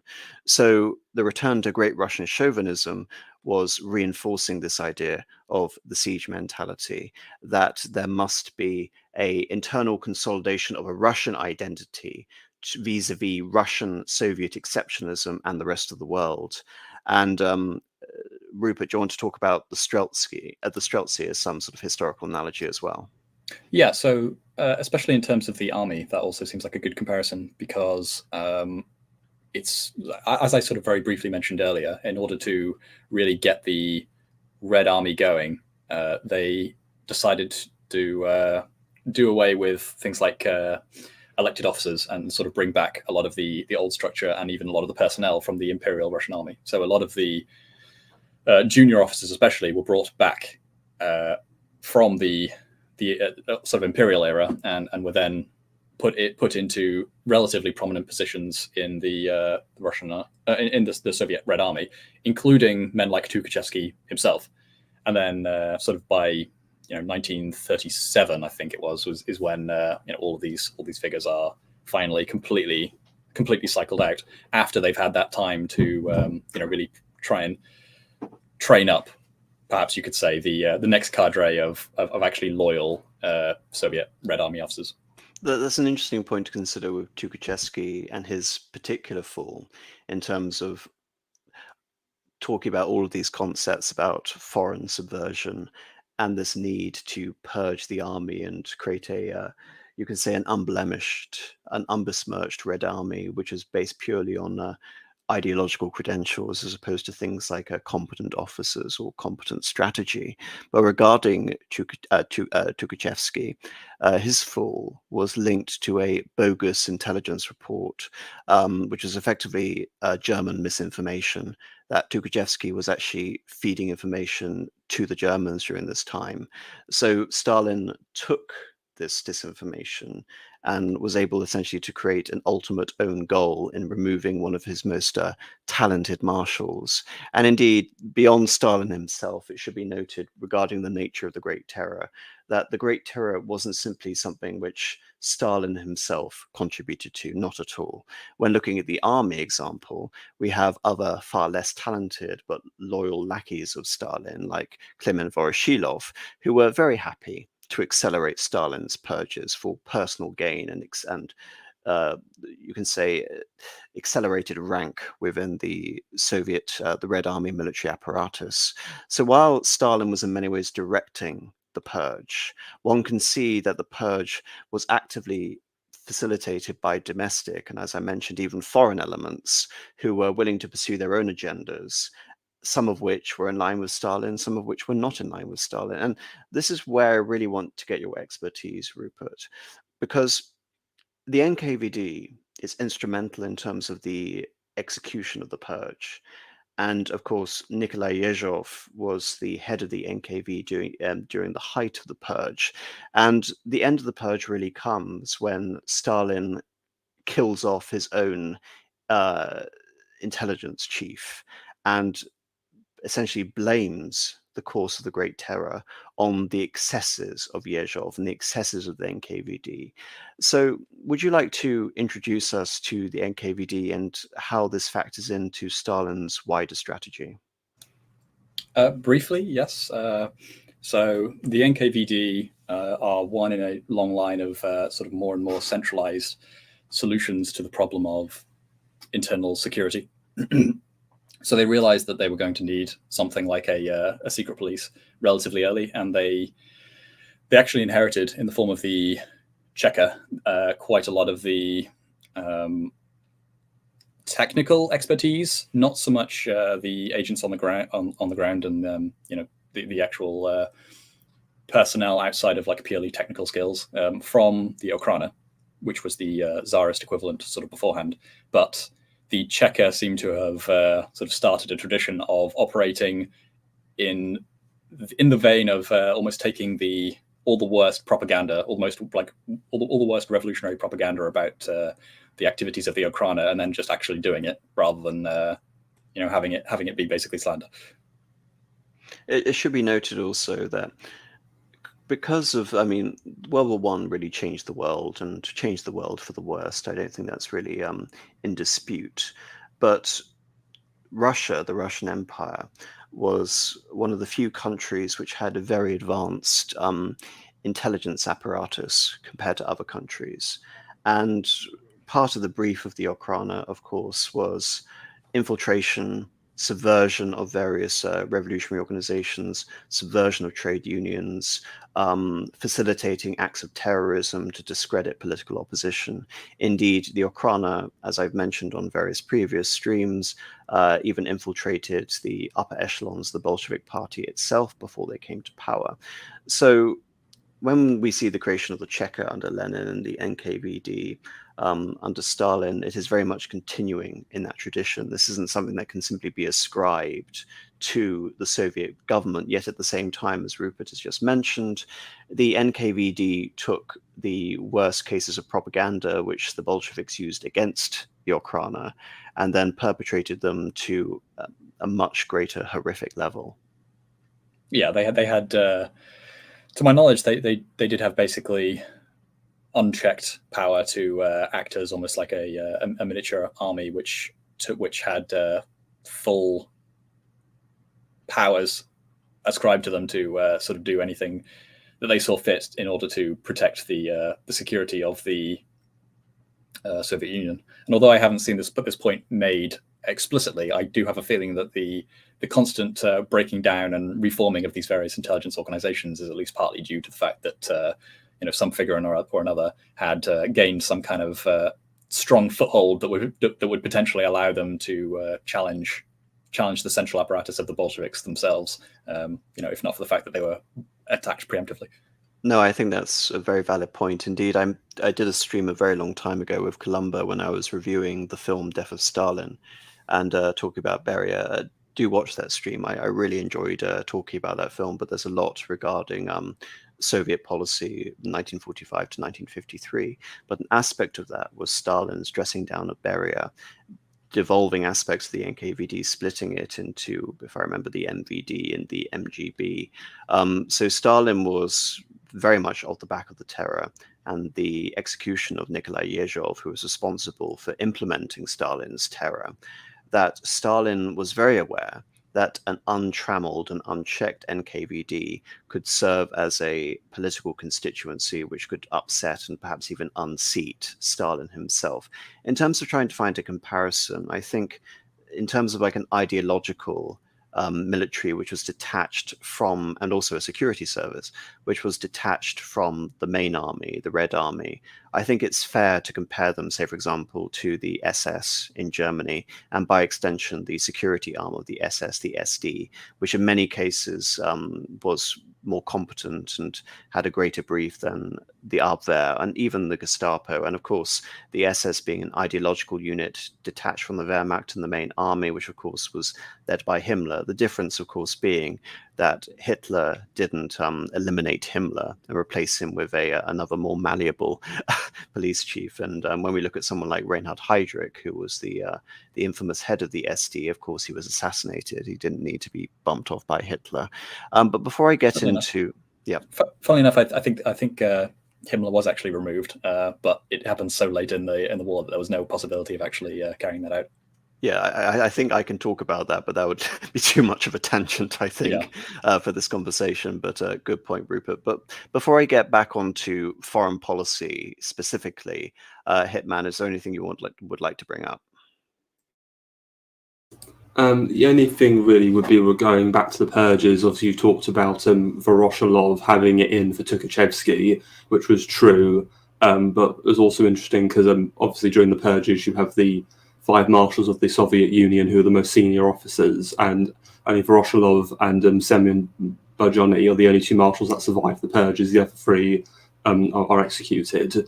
But it's also interesting because obviously around this time, another thing that was used against Tukhachevsky was this idea that he was very much for the mechanization of the Soviet army, and Bajony's opposition to him, and one of the reasons he wanted to bring him down was because he was endeared to the idea of still using cavalry for the Red Army doctrine going forward, and that by Tukhachevsky's endorsement of mechanization, he was some sort of wrecker trying to ruin the Soviet military. And going back to Voroshilov again, Voroshilov actually also agreed with Tukhachevsky, but he still sided for his own with Bajony for his own personal reasons because of his dislike of Tukhachevsky. Well, there's also it's also important. Sorry, continue your point. It's also important because Voroshilov around this time was also the defense commissar for the Soviet Union, and he'd held that post since 1925. And Stalin, from what I read, kind of put him in to that position by essentially there was some foul play to do with the death of the previous defense commissar Mikhail Frunze. So Stalin was from what I can see, was manoeuvring this loyal officer into this position to help secure his rule essentially and control over the army. Just a point on, sorry, Rupert, just before I forget this point, just a point on Budyonny, the marshal who survived. There is also a personal aspect to this as well, which is during the Russian Civil War, Stalin and Budyonny were competing with Trotsky over the tactics of the war. In fact, they were essentially trying to marshal various elements, essentially creating a political constituency back during 1919, 1920. And it was Stalin who really put forward the idea of maintaining a red cavalry force. So this is an alliance which goes back all the way to the Russian Civil War. And so you can see it as being a very silly attempt to stymie mechanization. But at the same time, Stalin understood that Bunyoni wouldn't oppose Stalin in any meaningful way. Well, I mean, if you wanted to look for sort of like previous relationships to jump on from the Civil War period, there's also the rivalry between Stalin and Tukhachevsky during the Polish-Soviet War, where I believe Tukhachevsky thought that Stalin had sort of stabbed him in the back for not coming to his aid in the Battle of Warsaw. Instead, Stalin was taking a more cautious approach. I believe he was sort of attacking and besieging Lvov, I think it was at the time, when Tukhachevsky was outmaneuvered and crushed in the Battle of Warsaw.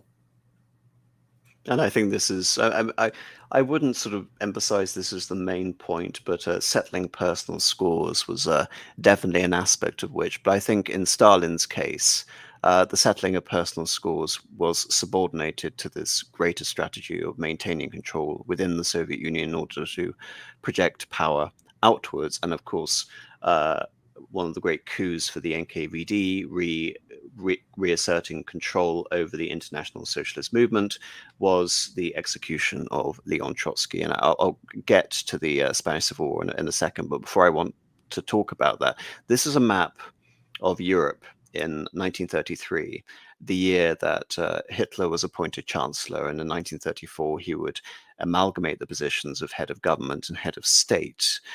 In the year following that, Stalin would formally abandon his idea of emphasis on class struggle. Of course, this has already been de facto abandoned when the Soviet Union had been recognized by the United States in 1933.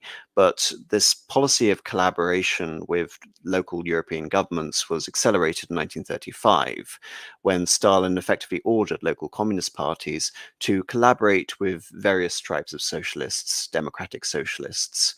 And this was ostensibly done on the basis of collective security in order to try and, you can say, legitimize and take back control of the global socialist revolution, the international socialist revolution from Trotsky. The idea was very much predicated on anti-fascism, albeit Stalin's anti-fascism was based on expediency, as opposed to Trotsky, who was very much willing to use the cause of anti-fascism to bash Stalin on the head and say he wasn't going far enough. So this idea of collective security, creating anti-fascist governments and anti-fascist coalitions was the ostensible aim for Stalin's change in policy. And this is the creation of quote-unquote anti-fascist popular fronts. To this end, we see Stalin agreeing assurance treaties with France and Czechoslovakia. Indeed, in 1936, we have communists entering into the French government, and we have Léon Blum, and later Daladier, who are both to some extent sympathetic towards the Soviet Union. Nevertheless, Stalin was far more devious in organizing this than simply looking at the rise of Germany and Italy. And of course, in 1935, 1936, we have the invasion of Abyssinia, the remilitarization of the Rhineland. In 1938, we see the Anschluss. No, Stalin, as with everything, had various differing motivations and tries to organize these treaties of mutual assurance with France and Czechoslovakia. Because for France and Czechoslovakia, these treaties did nothing. They weren't formal alliances. And in terms of the Soviet Union coming to the aid of Czechoslovakia, say, for example, in 1938, when you have the Sudetenland crisis, they could only pass the Red Army, as you can see on this map, through Poland and through Romania, countries that were hostile to the Soviet Union. Indeed, in 1934, a year after Hitler had come to power, the German government and Poland had formed a non-aggression pact against Soviet Union expansionism. So when looking at this policy of creating mutual assurance treaties with France and Czechoslovakia, I do not see this in any way as Stalin being committed to stymieing the growth of Germany as part of this idea of popular fronts, collective security, anti-fascism, et al.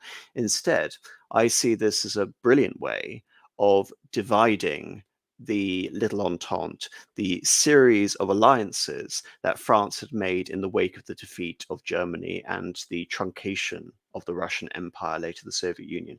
Because if you look at this map, Poland Romania, Yugoslavia, Czechoslovakia were nations that, if they didn't exist before the war, they were greatly expanded, like Romania and Yugoslavia, and they became part of the Intermarium, which was this network and Little Entente, French allies, which essentially acted against the Soviet Union and acted against a nascent Germany, and indeed to a lesser extent Italy.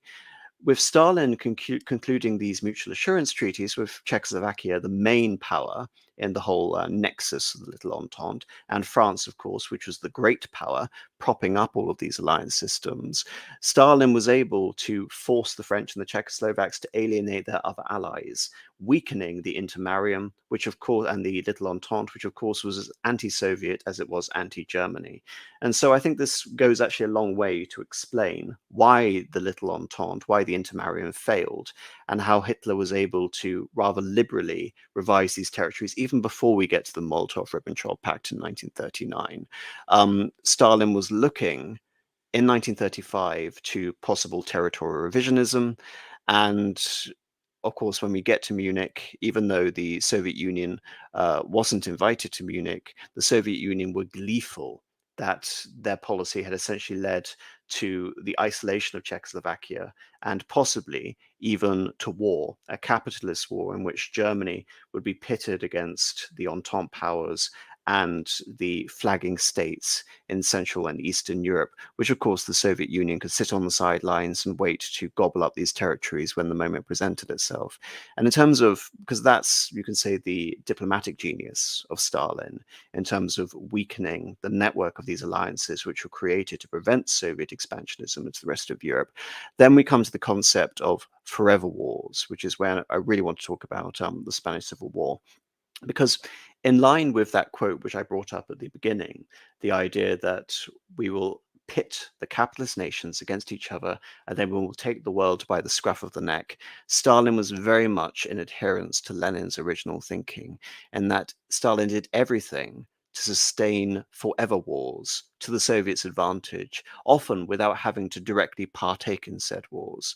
And one such example is the Spanish Civil War from 1936 to 1939, when, of course, the Spanish army, led by General Sanjurjo, took over the essentially led a coup which was only partly successful. He later died in a plane crash, and Franco would assume command of this army rebellion in Spain. The rest of Spain, of course, was controlled by the legal government of Spain, the Spanish Republicans, and Stalin supported the Republicans, partly because the Republicans, even before the Civil War, were very much anti-Catholic, secularist, and in many cases democratic socialist. And indeed, the desperation of the Republican situation in the Spanish Civil War allowed the Soviets essentially to exploit the situation for their own ends. But I do not believe that Stalin ever wanted or tried to seriously pursue a Republican victory. I mean, if you look at the numbers alone, the Italians sent over 50,000 men to help the Spanish. The Germans, in addition to sending bombers to support the nationalist war effort, also sent around 15,000 men. The Soviets, by contrast, of course, we have the international brigades, who are invariably filled with communists, only sent 2,000 men directly. And also Stalin was far harsher in terms of his demands of help to free the Spanish situation. And this came in the form of acquiring Spain's vast gold reserves, which in 1936 were the fourth largest gold reserves in the world.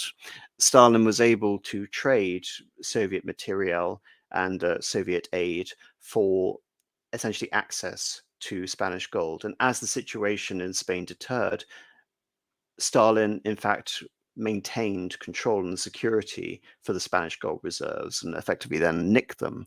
But this is where I want to get your take on this, Rupert, which is getting to the idea of the NKVD coming to the Spanish Civil War and exploiting it as an opportunity to infiltrate the international brigades and to conduct extrajudicial killings of various Trotskyists. And of course, this is at the same time that Trotsky is initiating his Fourth International.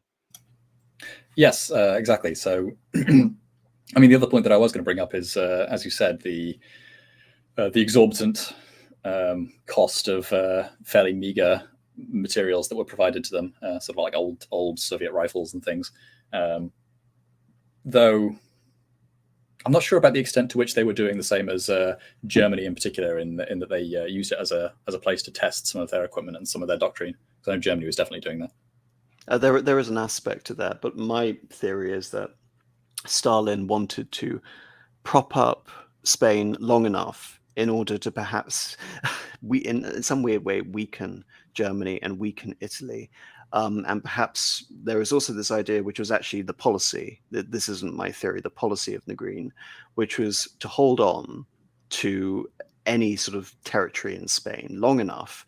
So when the war between Germany and the rest of Europe does happen, which it would in September of 1939, Spain would be brought into the conflict, and the Spanish Republicans, the French, say, for example, would have to intervene. They would have to go and mop up the nationalists, and Negrin would essentially obtain his deliverance by a wider war, which involved all the European powers. And I do believe there is an aspect to which Stalin would have also relished that policy as well. So his policy, I think, was very much predicated on the continuation, the creation of a forever war, a meat grinder in Spain, rather than a swift Republican victory, which wouldn't have achieved that goal. Almost successful, it would seem. But by a couple of months, just to point out. Yeah, exactly. But as you said, the other thing that's going on is sort of a lot of internal. Well, I would say that this kind of exists as a continuity, and possibly even the classical continuity of Soviet domestic concerns, domestic political concerns, being essentially exported via foreign policy, or manifesting via foreign policy, because it's often treated as a bit of a sort of political misstep that the Soviets ended up initiating. Well, like you said, sending a lot of sort of NKVD personnel, and also just any of their assets that they had within the Spanish Republican movement, began purging a lot of the Trotskyist elements before they'd even won the war. Like I said, that's treated as a bit of a misstep. But given that the Soviets and the Bolsheviks in general are very adept at this idea of moving away from a policy if it doesn't seem like the right time, I have to imagine that this is actually quite deliberate. And so if you take that frame, then instead of this being a mistake, because you're assuming that the Soviets actually wanted the Republicans to, win a quick victory and actually defeat the nationalists, then instead it just becomes a magnet to attract all of the different communist elements across the world, across the Western world in particular, in places like Britain and France that were quite willing to turn a blind eye to people going over and joining the Republicans, and then from within those movements, purging people who could be supporting some kind of Trotskyist movement, which would at some point be a threat to Soviet domestic, Stalin in particular's domestic concerns. So we're talking about the reconsolidation of the international communist movement under Stalin's own personal direction. But I think there's also a consistent argument, which is demonstrated in Stalin especially, or policy, which is demonstrated by Stalin after the Second World War, indeed during the Second World War, which is loyalty to Moscow and direct control of governments, as opposed to supporting governments which could potentially go their own way. So Stalin it would be far more advantageous for Stalin to have just a bridgehead in Spain, just a tiny holdout, which was emphatically loyal to Moscow and completely infiltrated by communists, and maybe even publicly communist, as opposed to a Republican coalition which communists supported, but with a Republican victory, the communists would subsequently be marginalized or perhaps even purged. That wouldn't benefit Stalin in any way. Even taking a step back slightly further, the anarchist movement was particularly strong in Spain as well, which whilst it had been basically defanged in the Soviet Union, is probably something that was going to be an extant threat almost forever, especially because it made more direct appeals to the rural population rather than the urban proletariat that the Soviets targeted.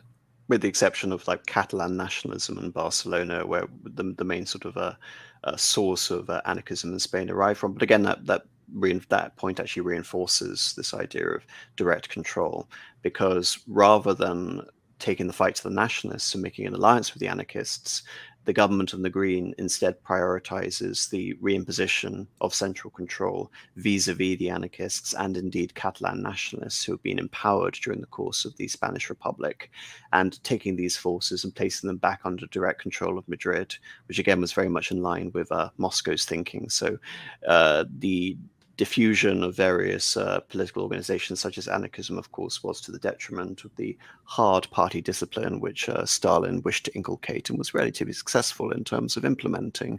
But regarding Spain, before I depart from the topic of Spain, Hitman, is there anything you want to bring up? Yes, so obviously you mentioned earlier that Panama Hat was supposed to be joining us, and it doesn't look like he will be, considering how far we've gone on for.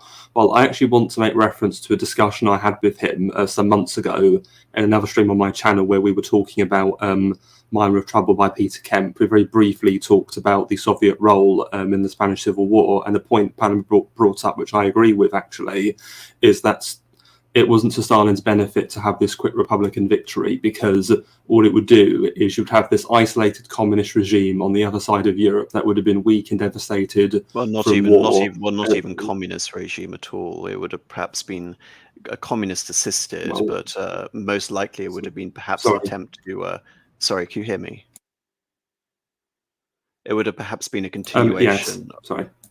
A continuation of the Etzena government, very much secularist, anti-Catholic, but not explicitly communist. Indeed, I think it would be far more likely a Spanish Republican victory would have simply been thrown into the hands of France, which had a very similar political system as opposed to the Soviet Union. So I think even in the case of a Republican victory, which is why Stalin did not want a Republican victory, there was no instance of there being a communist government, and even if there was, in very unlikely circumstances, as you say, it would have been isolated, devastated, and useless to Stalin.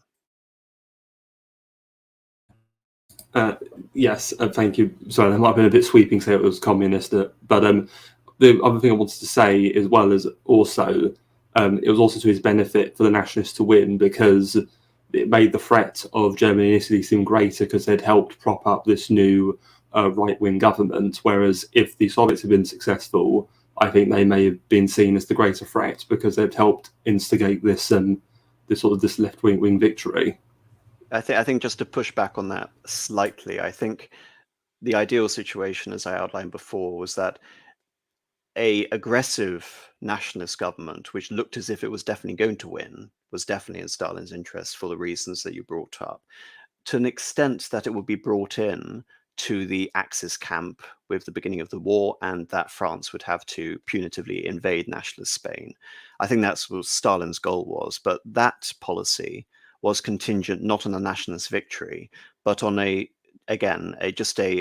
holdout of the Republican government anywhere in Spain, even say, for example, if it was just in Valencia, Murcia, Almeria on the eastern coast, just to hold out long enough for the assistance of the Allies and the broadening of the conflict, because what actually happened wasn't beneficial to the Soviets, which was a consolidated and neutral Francoist regime.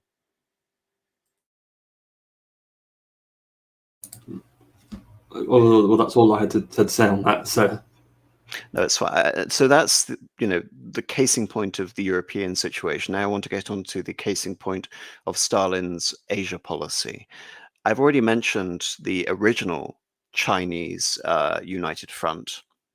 Now we're getting into the second United Front. Of course, Chiang Kai-shek in 1927 purges the communists during the Northern Expedition.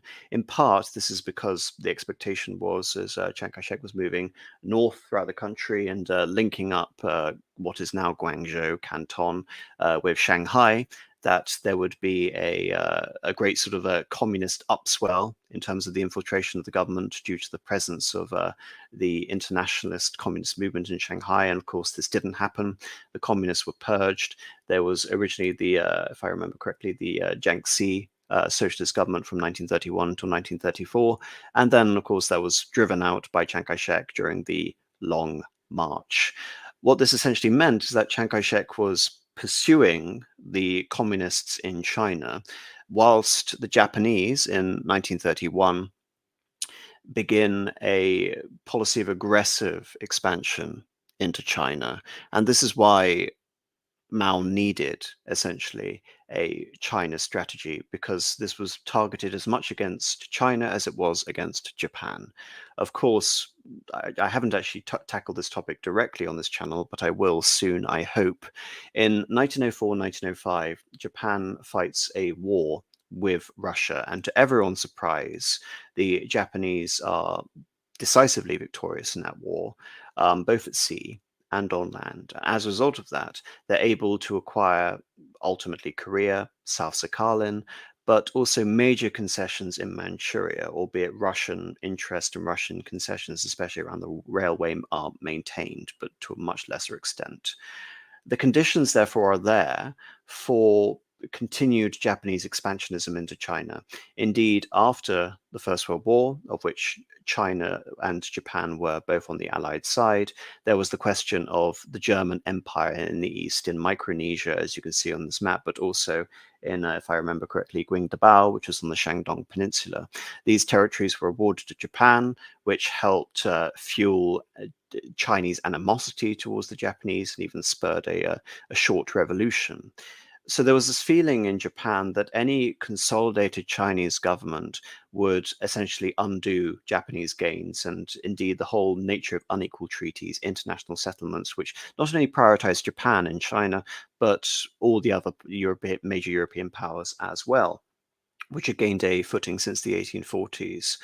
So Japan, throughout the late 1920s, early 1930s, becomes far more militaristic, and a faction of the Japanese army, which would later become, I believe actually before then it was the Kwantung Army, invaded without permission from the government Manchuria in 1931. In 1932, they set up a puppet state called Manchukuo, even utilizing the last emperor of China, Puyi Aising-Zhuo, as the leader of this new state to try and give it some sort of superficial air of legitimacy.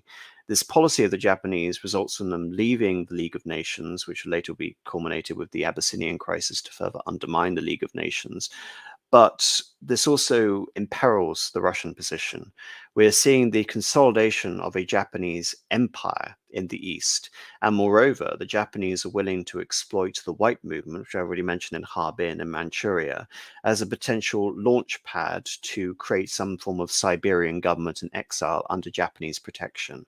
Indeed, the hardline anti-Bolsheviks in the Japanese army want to attack the Soviet Union before they attack China.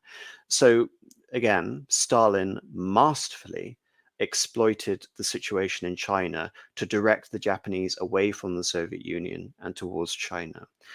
In 1936, at the height of Chiang's war with Mao Zedong and the remnants of the CCP, the Chinese Communist Party, elements of the Nationalist Army, which are sympathetic to Mao, arrest Chiang and deliver him to the Chinese Communist Party. The Chinese Communist Party want to put him on trial, which would lead to his execution as some sort of propaganda victory. But Stalin can see the bigger picture. Stalin can see that they could essentially ransom Chiang back to the nationalist government in terms of forcing him to make an alliance with the CCP.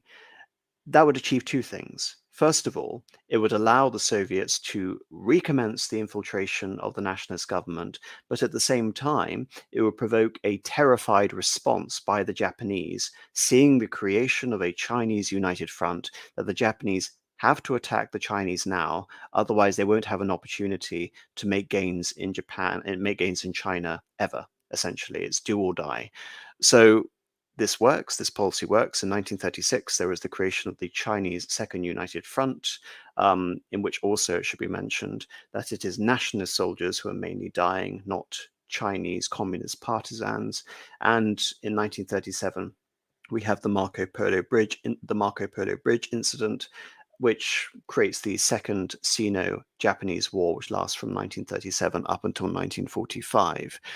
And as if also to explain the true sort of brilliant expediency of Stalin during this time, having manipulated these conditions to the Soviet Union's advantage, in which the communists have infiltrated the Chinese government, and the Chinese government is strengthened against a war with the Soviet Union's main opposition, which is Japan.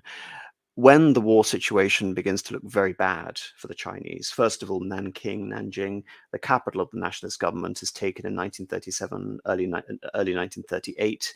The government is then moved to Wuhan. Wuhan is then evacuated very quickly to Chongqing, up in the Sichuan Valley, up the river Yangtze. It's at this point that Stalin begins to tentatively militarily support the Chinese government when it looks as if the Chinese government's about to collapse, with various border incidents. Effectively, from 1938 up until 1941, when we have the Sino-Soviet non-aggression, the Japanese Soviet non-aggression pact, they're effectively at war. It's an undeclared war, but there are a series of major border conflicts. The first one in 1938 is at the Battle of Lake Khasan, which again was to direct Japanese forces away from China towards Manchuria, which was essentially the nest egg of the land empire for Japan in Asia. And when it looked as if Chiang Kai-shek was going to launch a counteroffensive, Stalin quickly moves these troops away so as not to give the Chinese a decisive advantage in the war. Again, these troops were there contingent on maintaining the war forever, like we see in the situation in Spain. However, as we also see with the Soviet victory at Kharkhin Gol, which was officiated over by Georgy Zhukov, the new rising star of the Soviet regime, unlike in Spain, Stalin is able to maintain a forever war in Asia successfully, up until the point that the Soviets invade Manchuria in August of 1945. So do either of you, and of course, the last point, which I need to bring up in terms of summary, the Soviet policy was so successful in China that it resulted in a series of purges, domestic purges, military purges within Japan itself. In 1936, there was a purge of the hardline anti-Bolshevik faction of the army who wanted to strike at the Soviet Union before striking at China. In 1939, after the disaster of Kharkhin Gol, another Japanese government collapses, and in its wake, we see serious preparations for the Southern Strike strategy, the idea that Japan, now under the control of the Navy faction, more so than the Army faction, rather than attacking the Soviet Union to gain resources, would instead attack the Philippines, Indonesia, Malaya, and all of the European empires, by extension, the Americans as well, in the Pacific, rather than attacking the Soviet Union. Now, for Stalin, this would work even better because it would mean pitting the Japanese against the Chinese, and now pitting the Japanese against the other capitalist powers in full continuation of Lenin's original strategic policy elucidated in 1920. But again, in terms of trying to summarize this, I appreciate the fact that I have been talking ceaselessly. So Rupert in particular, I know you have a lot to say about the Japanese situation. I would love to get your take on this. Yeah, I was just going to say, if you do decide to cover this topic in more detail sometime, I'd love to come along. At the moment, recently, I've been going into this quite a lot. So yeah, I know we're talking about Russia primarily, but to just sort of temper your point a little bit about how much control Russia really had over this sort of situation, the aspirations that various factions within Japan, especially in the sort of secret society sphere, the aspirations that they had over China go back to at least the 1880s, and so they kind of have their own. We're just to put that in perspective. Of course, in 1868 there is the Meiji Restoration. At the beginning of the 1870s, the Japanese embark on a policy of expansionism, first directed towards Okinawa, and in 1895 there is the first Sino-Japanese War. And in said war, the Japanese are able to take Taiwan, and they're able to gain essentially the dominant influence over Korea. And why this is significant is that Japan is basically replacing China as Asia's tributary suzerain, which previously had been China's policy. Indeed, the idea that Japan would usurp this policy was almost absurd on the face of it, but the Japanese did so successfully. And you could probably even go as far as to say that the Russo-Japanese War was not sort of something that necessarily had to happen, but was only a factor of Russia putting themselves in the way as a speed bump to Japanese ambitions in China. Exactly, and I agree with you completely on that. Yeah. So, so insofar as Stalin is guiding Japanese policy, I don't necessarily think it exists as much more than just presenting a wall to Japan and sort of saying you can't really go any further north, again due to these border incidents in no small part that really diminish this argument that's being made by the army sort of northern strategy faction. But in itself, this is itself just a question of how do we actually acquire the resources to prosecute the war in China, not where do we go to expand. So the non-negotiable part is the war in China and the trying to gain additional position in China, and that sort of grows out of all proportion. It initially starts as just I would say anyway. Obviously this is somewhat up to speculation and just down to the players on the ground who actually determined all of this. But I would say it starts out as an attempt to just sort of gain some sort of concession, and then both sides decide to continue to escalate it. So on the one hand, you have Chiang Kai-shek, who is unwilling to back down in the same way that he has prior and give sort of like territorial concessions to Japan in order for them to stop trying to push, which is something that happened prior. And then on the Japanese side, there's nobody willing to back down once they've committed to the war. Once the Kwantung Army and the junior officers therein and the various secret society elements that are sort of trying to push this policy have really started the war, nobody wants to be the person saying, no, we need to like cut off the resources from the troops at the front immediately and let them die for the sake of peace. Nobody's willing to sort of make that political sacrifice. Just to, because I really also don't want to give this impression across to the audience in particular that I'm implying that Stalin had control over Japanese policy. In terms of an analogy, perhaps an imperfect analogy, at the Battle of Austerlitz, which was Napoleon's masterstroke in defeating the Russians and the Austrians, he devised a strategy, and he later commented on the way he was able to predict exactly what the Russians and the Austrians would do, falling into his trap. Napoleon commented that he was essentially the Austrian and Russian armies were performing military maneuvers on Napoleon's orders, effectively, as if that were the case. They are still leading their own armies. They are simply following in the strategic direction which Stalin has essentially inculcated by the presenting of this wall, not just the wall in terms of the border conflicts within this with the Soviet Union and Japan, but also the adroit political maneuvering in China, which had created the second United Front, which again was one of the causes for precipitating this conflict in Japan. But I agree with you completely that when one looks to 1894, 1895, that the Sino-Japanese War isn't something new. It is really rather an escalation of what have been a series of escalations over the previous 40 years. Just to emphasize this point, that's not, of course, excluding the fact that Stalin had a vast intelligence apparatus throughout the entire world and was able to, in some cases indirectly, create policy initiatives which benefited the Soviet Union, America being one of the most blatant examples of that. But this, again, I would say is more the result of Stalin's strategic acumen and the Japanese being forced into a situation which would by proxy benefit the Soviet Union. Hitman, is there anything you would like to say on the Japanese front? All I would like to add is, again, it's Stalin, again, just being consistent with this Leninist idea of there are capitalist powers in the Soviet Union and we need to pit the capitalist powers against each other. So by directing the Japanese southwards, they're now at war with the other capitalist powers and not directing towards the Soviet Union, which secures the position and allows them more time to build up, essentially. And another point I just wanted to go over that's related to China, but I don't think was actually mentioned, was that earlier on in the 30s, there was actually a Soviet military intervention in 1934 in Xinjiang in northwestern China. And to my understanding, this was mainly to try and secure this area of China under Soviet influence and not for the nationalist government.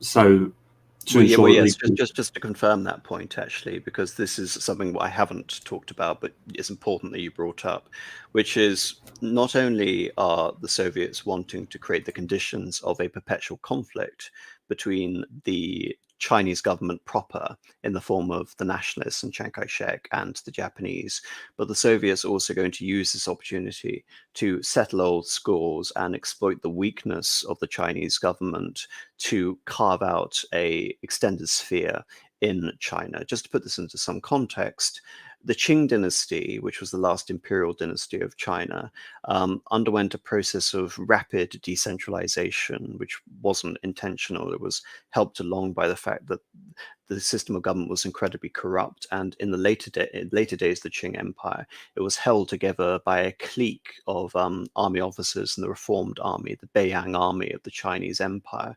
Beiyang officers stood by and allowed the Xinhai Revolution to happen, which created the first Chinese Republic.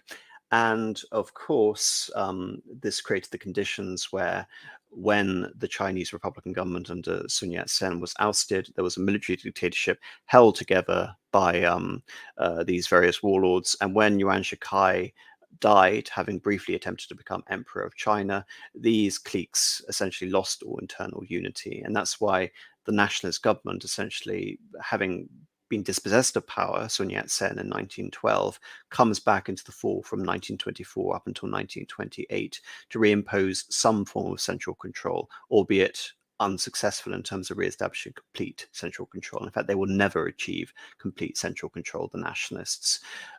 In Xinjiang, I think it's almost appropriate to call it East Turkestan within this context, because it's less Chinese more than it is Mongolian, and more the fact that the Soviets controlled the rest of so-called Turan or Turkestan. And of course, there is the question of Tannu Tuva and the question of Outer Mongolia. Both these possessions have been part of the Qing Empire, and Tannu Tuva and Mongolia were the first provinces, essentially, of the former Qing Empire to be carved up and gobbled into the Soviet sphere. You can even say that Mongolia was the first Soviet puppet state after the process of consolidation in the early 1920s. So that's also an important point to consider re-Stalin's strategy, which is if China were to emerge triumphant out of a said war with Japan, China would need to be sufficiently weakened so the Soviets could effectively maintain a policy of divide and rule. So multifaceted, as with everything re-Stalin, especially when looking back to the European example, which was the divvying up alliances and the devious policies behind the creation of anti-fascist solidarity and popular fronts. Rupert, any last comments before I move on? Yeah, one other quick point on China is that Chiang Kai-shek in particular exists as a figure of a certain type of his sort of time period of almost like miscellaneous authoritarian rulers who sort of oscillate between alignment with different powers and sort of taking different things. So Ataturk, I believe, is also like this, and the sort of Turkish state, and so. Well, with one exception, and the fact that Ataturk would represent something like a George Washington, a Sun Yat-sen, and a Chiang Kai-shek all rolled into one. Whereas, but I mean, in terms of like taking policy from lots of different places, even if they might seem contradictory, especially in the present day. So taking a little bit from fascist Italy here, and a little bit from the USSR there, and a little bit from the US or some other country from elsewhere, and a lot of countries in Europe are like this. But it also applies to Chiang Kai-shek, and so especially late on, Chiang Kai-shek ends up moving towards sort of like Soviet style socialism. I think he'd already always considered himself to be a socialist and always self-ascribed that way, but he starts to move a little bit more towards the Soviet model, and so that kind of gives, you could say, some encouragement for the Soviets to actually provide aid and encourage the idea that they would not just go all in on the Chinese Communist Party, but would instead encourage a united front.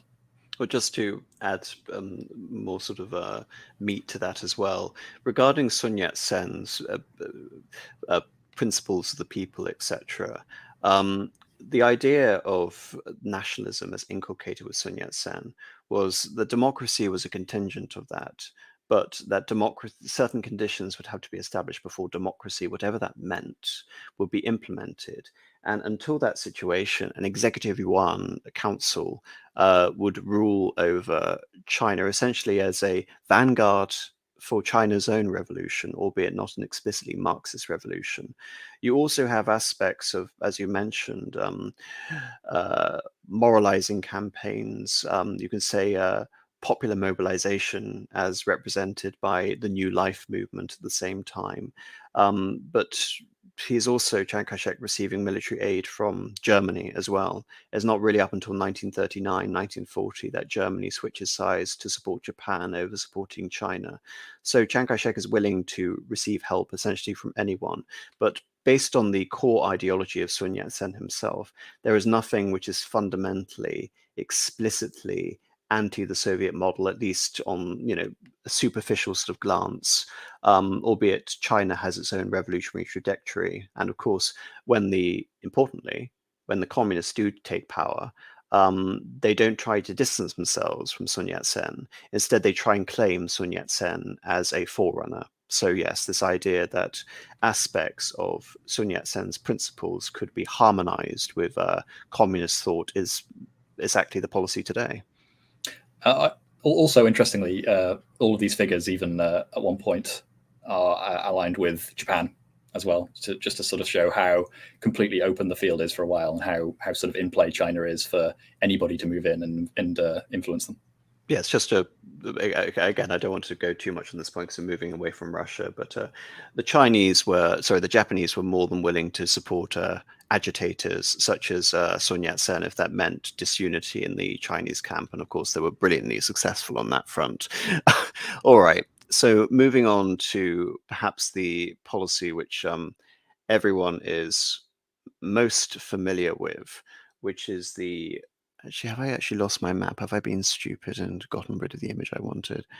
Yes, I think I have, unfortunately. All right, we're going to have to use your imaginations. When it comes to the Molotov-Ribbentrop Pact, we've already talked about the idea that Russia had lost territory in the Civil War, if we're talking about a Russian empire.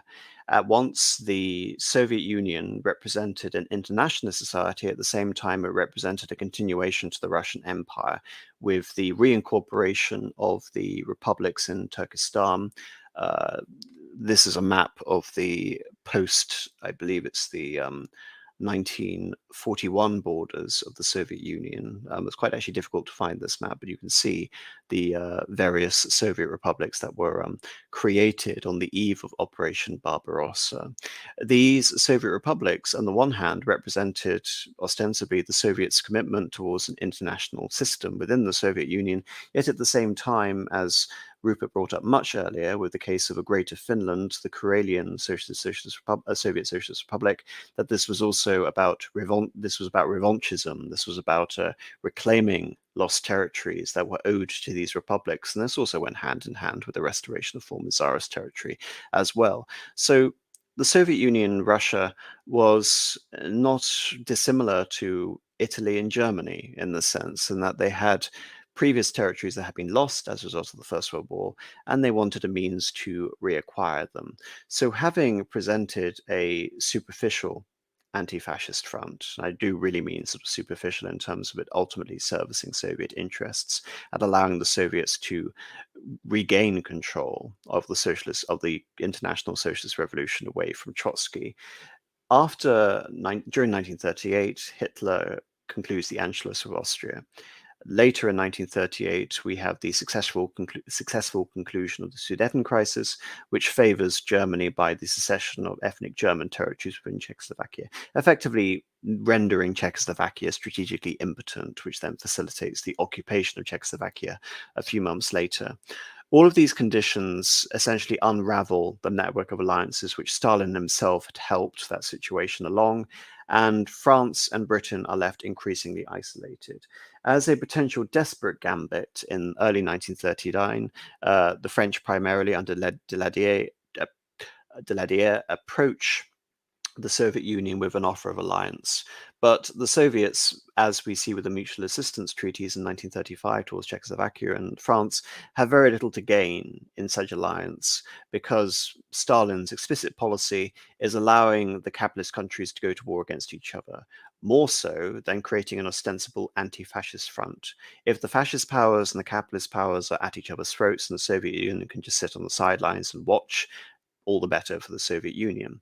So when it comes to Hitler's policy, which is directed against Poland, the restitution of Danzig, the Polish corridor, and indeed territories which were formerly part of Prussia, Stalin's policy and, you could say, irredentist policy, the reclaiming of lost territories, and Hitler's policy go hand in hand. And indeed, this also goes along with the idea that Stalin is trying to foment conflict between capitalist countries and also trying to stave off the Soviet Union directly intervening in said conflicts. So on all fronts, the Molotov-Ribbentrop Pact states these various desires. There is a secret clause in said pact, an alliance signed in summer of 1939, just before the German invasion of Poland on the 1st of September 1939, that Eastern Europe will be divvied up into a Soviet sphere and into a German sphere.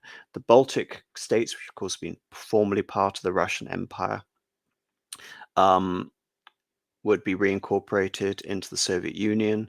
The Eastern Polish territories, which were by and large ethnically Belarusian and ethnically Ukrainian, would also be reincorporated. And then you have territories which were of strategic value, such as Bessarabia, which would also be reincorporated, although there was haggling over Lithuania and Bukovina and, of course, Finland, to put it mildly. In terms of, again, emphasizing Stalin's expediency, to create the conditions which were necessary for this, you can say, to outside viewers, it would look like a radical shift. The idea that the Soviet Union was, on the one hand, perpetuating a collective security proposal at crushing fascism, and yet the next year they would be signing a non-aggression pact and essentially a expansionist policy with Nazi Germany, which is supposed to be the arch opponent of the Soviet Union and this policy of anti-fascist collective security. So what does Stalin do in terms of making this policy successful? Well, he realizes that there might be a bit of subversion in the Soviet Foreign Office. Many members of the Soviet Foreign Office, of course, were Jews. So to enable this policy to happen, Stalin removes Litvinov and his important position at the head of the Soviet Foreign Office, and essentially he had also been the head of the Comintern. He would later become the first secretary of the Bulgarian communist government after the war, so he's a very important figure, but he was also the leader of this policy of collective security. Now that Stalin has dispensed with that policy, he will dispense with the person, indeed. And the purge of the Jews, of course, not only does it allow Stalin to prevent potential subversion of his new pro-German policy, but of course it's also a way of courting Hitler's favor. Of course, Hitler being an anti-Semite would be an understatement. So with these conditions essentially created, Molotov has now been placed in control of the Soviet Foreign Office, in addition to being the nominal premier of the Soviet Union as prime minister. The conditions are there for Stalin to effect this radical change, ostensibly in policy, this pro-national socialist revolution, where Stalin had gone from the feigning of the preservation of borders and international treaties to appease his Western backers, to embarking upon a policy of Russian expansionism. So we can see that Stalin was prepared to effect any change effectively within personnel and radical transitioning within the European landscape, European diplomatic landscape. However, this is all contingent upon the original policy, which, as I mentioned at the beginning of the stream, outlined by Lenin, which is to foment conflict between capitalist countries. And of course, when Hitler does invade Poland in September of 1939, as per the Polish guarantee, which had already been given to Poland before the Molotov-Ribbentrop Pact, Germany became embroiled in a conflict with the West. So Stalin had effectively achieved everything that he wanted out of the Molotov-Ribbentrop Pact. It now became a matter of actually acquiring these territories, which would prove more problematic. So now we're into the Second World War. Do either of you have anything to say on the particulars? Yes. So one thing that is quite noteworthy, which can make the whole thing seem like a little bit more of a risk than might first appear, is that obviously when Germany does invade Poland, the Soviets also invade shortly after. And I would say that the reason for this, as far as I can tell, is that there's a sense in which there's not necessarily a huge amount of trust that Germany will follow through with its promises. Because one thing that's quite curious about the way that the Baltics and Poland are split up is that originally, in the original text, I believe Lithuania was actually awarded to Germany, and the Soviets are due to get a bit more of Poland. But when it comes to the actual invasion, Germany moves into the area. I believe it's the area around Krakow, because of local oil refineries and their oil starvation essentially. And so, on the basis of that and their unwillingness to hand that territory back, they end up renegotiating the spheres of influence. And so I'm not entirely sure of the timeline. I'd have to look that up, but that might have been part of what sort of spurs them to, spurs the Soviets to actually get involved. And it's at that point that the Allies, or what becomes the Allies, almost do declare war on the Soviets. And so in that scenario, which obviously Stalin couldn't have possibly known would have not happened given the Polish guarantee, that would have been the Soviets actually embroiled in this war that they were trying to stay, they were trying desperately to stay out of. Well, on the one hand, one can applaud Stalin for the fact that he was able to acquire territories under the cover of what was seen essentially by the Allies of more blatant Hitler aggression, in the fact that Hitler was going after Polish Poland.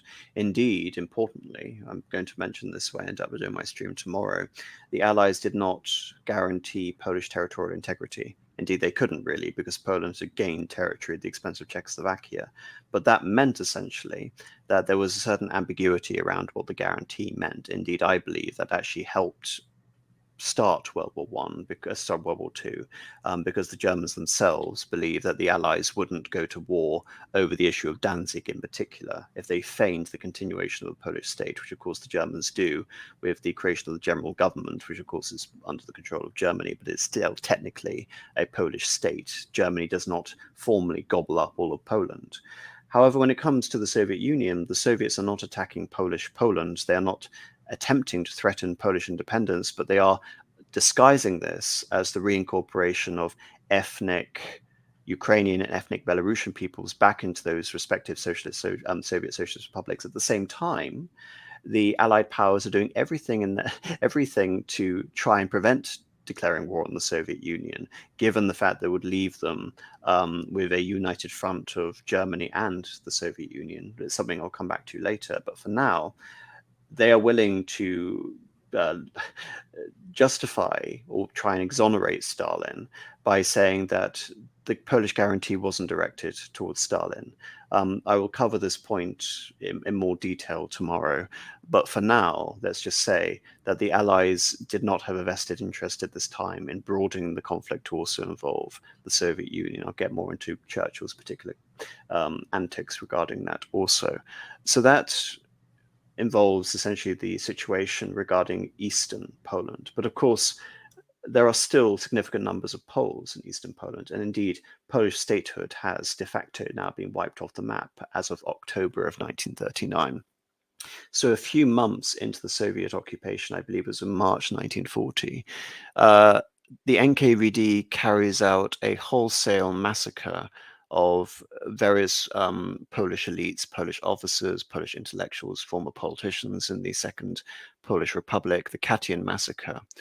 And you can say that this follows in a consistent trajectory of the Soviet Union, which had been inaugurated during the Great Purges, which is the end of kolonizacja, the idea that the nationalities are explicitly seen as a way of subverting the Soviet Union. And so in order to secure the Soviet Union, we will adopt the great Russian chauvinism, we will adopt Russian exceptionalism, because that will mean essentially that the nationalities will be in a weaker position to appeal to foreign help, to essentially undermine, a consistent theme in the Soviet Union, down to the failure of quotas for, say, for example, factory quotas, grain quotas, is this idea of the saboteur. There are counter-revolutionary saboteurs and there are foreign saboteurs. If production quotas are not met, then it is not the result of misguided Soviet foreign policy, Soviet policy. It is the result of intentional sabotage. This way, the idea of paranoia, the idea of the enemy being constantly on the alert for the enemy, and also imposing these conditions of the enslavement, effectively, of the Soviet system Soviet population are maintained indefinitely. Everyone is in a state of paranoia and everyone is in a state of war readiness, that anyone of any stripe, political or foreign, can be trying to undermine the Soviet Union at any time. And the Katyia massacre is one of the worst examples of this in terms of Soviet defense, anti-Soviet foreign subversion, because of course the Warsaw government had by and large escaped through the Romanian bridgehead. The Polish were able to reform various divisions back in London, but because there was a Polish government in exile, that effectively meant that this could embroil the Allies in a war with the Soviet Union regarding the restitution of these territories. Indeed, this issue would remain ongoing in terms of negotiations, essentially up until Yalta in 1945. So this is a major sticking point for the Soviets. Nevertheless, they continue with this policy of carving up territory, which was the result of the Molotov-Ribbentrop Pact, and they invade Finland with disastrous results. Contrary to expectations of a quick victory, the Finnish war ends up being a long slog which lasts for months, and this essentially invites a series of problems for Stalin. You can say that this is Stalin's first significant blunder since 1928, when we've been elucidating this policy. And again, it was a military failure for Stalin. The problems with the Finnish situation is that the Allies had gone to war with Germany over the issue of Poland. Now the Soviets were attacking another neutral independent state in the form of Finland, thus eliciting a huge amount of sympathy and calls that the Allies were being hypocrites for permitting the expansionism of the Soviet Union and defying the expansionism of Germany. Indeed, this would also make the Allies seem more pro-Bolshevik than they were pro-fascist. So a lot of uncomfortable questions were being asked of this. And of course, on the one hand, you could say the Allies were, in terms of Churchill, inviting this policy because it would allow the Soviets to gain a strategic advantage vis-a-vis the Germans, but that was very much the fringe view at this point. Indeed, the hostility of the French and the British camps towards the Soviet Union during the Finnish War was such that there were plans for a foreign expedition to be sent to Finland to assist the Finns against the Soviets, a raid on Baku, which was the main supplier not just of Soviet oil, but by extension German oil, due to the economic relationship between Soviet Union and Germany, and even supporting a pro-Ukrainian insurgency off the back of the horrific conditions within Soviet Ukraine, off the back of the terror, but also off the back of the Holodomor. So during the Winter War, the Soviet Union, you can say the Winter War was the least important aspect of this, but it was more the point that the Soviet Union, having created this strategic misstep, could now be embroiled in the war at a point where the Soviet Union hadn't decided to choose that, but essentially it would be on the Allies' terms rather than the Soviets' terms. There was also the idea that a forced alliance between Germany and the Soviet Union would bring Italy into the Allied camp and even Japan into the Allied camp as well. So you can say that this was Stalin's nadir before Operation Barbarossa. Yes, I would agree with that. And you obviously mentioned Britain and France wanting to send aid to Finland. It's also important that during this time, the Americans were becoming rather annoyed with Stalin over this as well. And from what I've read, they also were threatening to even economically sanction the Soviet Union over this as well. So Stalin was in quite a foreign predicament over this issue. Indeed, and I think Stalin is only just able to extricate himself from this position. In March of 1940, he's able to negotiate a face-saving treaty with the Finns. Finland is spared annexation, but the Kaukazia, the region just north of Leningrad, St. Petersburg, is annexed into the Russian Soviet Socialist Republic. Actually, is it, looking at this map, is it the Karelian? Lest I forget. I actually can't see on this map because of the position. Yes, it is the Karelian Soviet Socialist Republic. So he's still pursuing that goal of a greater Finland, which will later be dropped after the war. But nevertheless, this is only a very minor victory for the Soviet Union. They had been, by and large, been checked by a much smaller power, much to the detriment of Soviet prestige, and they had almost been embroiled in the Second World War, essentially by Stalin committing an unforced error. However, Stalin is really saved by Hitler during this time and the gains of the German Reich. First of all, in April, you have the German occupation of Denmark and the occupation of Norway. What that essentially means is the Allies have no real way of supporting Finland in a future conflict between the Soviet Union and Finland, because the Baltic Sea has essentially been blocked off. Indeed, this also threatens Murmansk as well, due to Norway's proximity to Murmansk, the main port on the Arctic Ocean. And of course, this is followed up in May and June by the German victory over France and the Low Countries, which essentially forced Britain into being isolated in this war, except within Europe per se, not within the whole context of the empire. Now, for Stalin, this is actually essentially negative and positive. On the one hand, it has made a war between Stalin and the Allied moments impossible. Yet at the same time, the speed of the German victory in France was against Stalin's own expectations. Stalin had hoped, as we see in Japan and China and Spain, that there would be a Western Front against France that would be like the Western Front in World War I, a endless meat grinder, trench warfare, static warfare, which would bleed both Germany and France dry.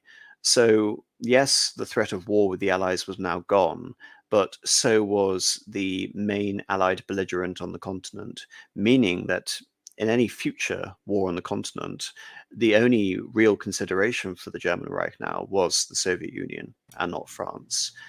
Stalin, however, fortunately, from his grand strategic view, had a lot of economic leverage. The German war effort was basically dependent on access to Soviet materials, in particular Soviet oil. And therefore, Germany could not afford, until it was ready, to precipitate a premature war against the Soviet Union. And for now, I'll get into more details after I've asked people's thoughts on this. The alliance is maintained. So, Rupert, what would you like to say? Yes, just quickly before we get too far away from Finland, there's another couple of points that I wanted to make very quickly, which was that interestingly, there's actually German aid that happens in the Winter War, but it's actually to the Soviets, not to the Finns, which is a little bit of an embarrassment for them in a couple of ways, especially domestically. But it does also mean that when the Allies are actually trying to support Finland, they are still, in a way, fighting the sort of like self-ascribed side that Germany has picked. So they are still fighting the United Front, and they're not necessarily picking to either support Germany or support the Soviets in that case. The other thing that I wanted to mention about it was that not only is it a sort of like political repudiation or like an embarrassment for Stalin in that sense, but it's also technically a bit embarrassing for them as well, because as far as I can tell, Stalin seems to have quite liked a lot of the Tukhachevsky-ish innovations, sort of carrying on in the vein of men like Brusilov in a way. And carrying on in that legacy somewhat, I would say. But because so many of their technical solutions to military problems had been decisively, humiliated, destroyed, completely ineffective. There were all sorts of things that they tried, like radio-controlled bombs and mines, and even radio-controlled tanks, I think. And it all came to nothing, and they had to sort of abandon it all at the end and just go back to absolute basics of just intense artillery fire and a lot of troops on a very narrow front. I think this, luckily I have a segment planned here regarding the build-up of the Soviet military, because, we talked about cutting off the head of the Red Army in the form of Tukhachevsky and the military purges.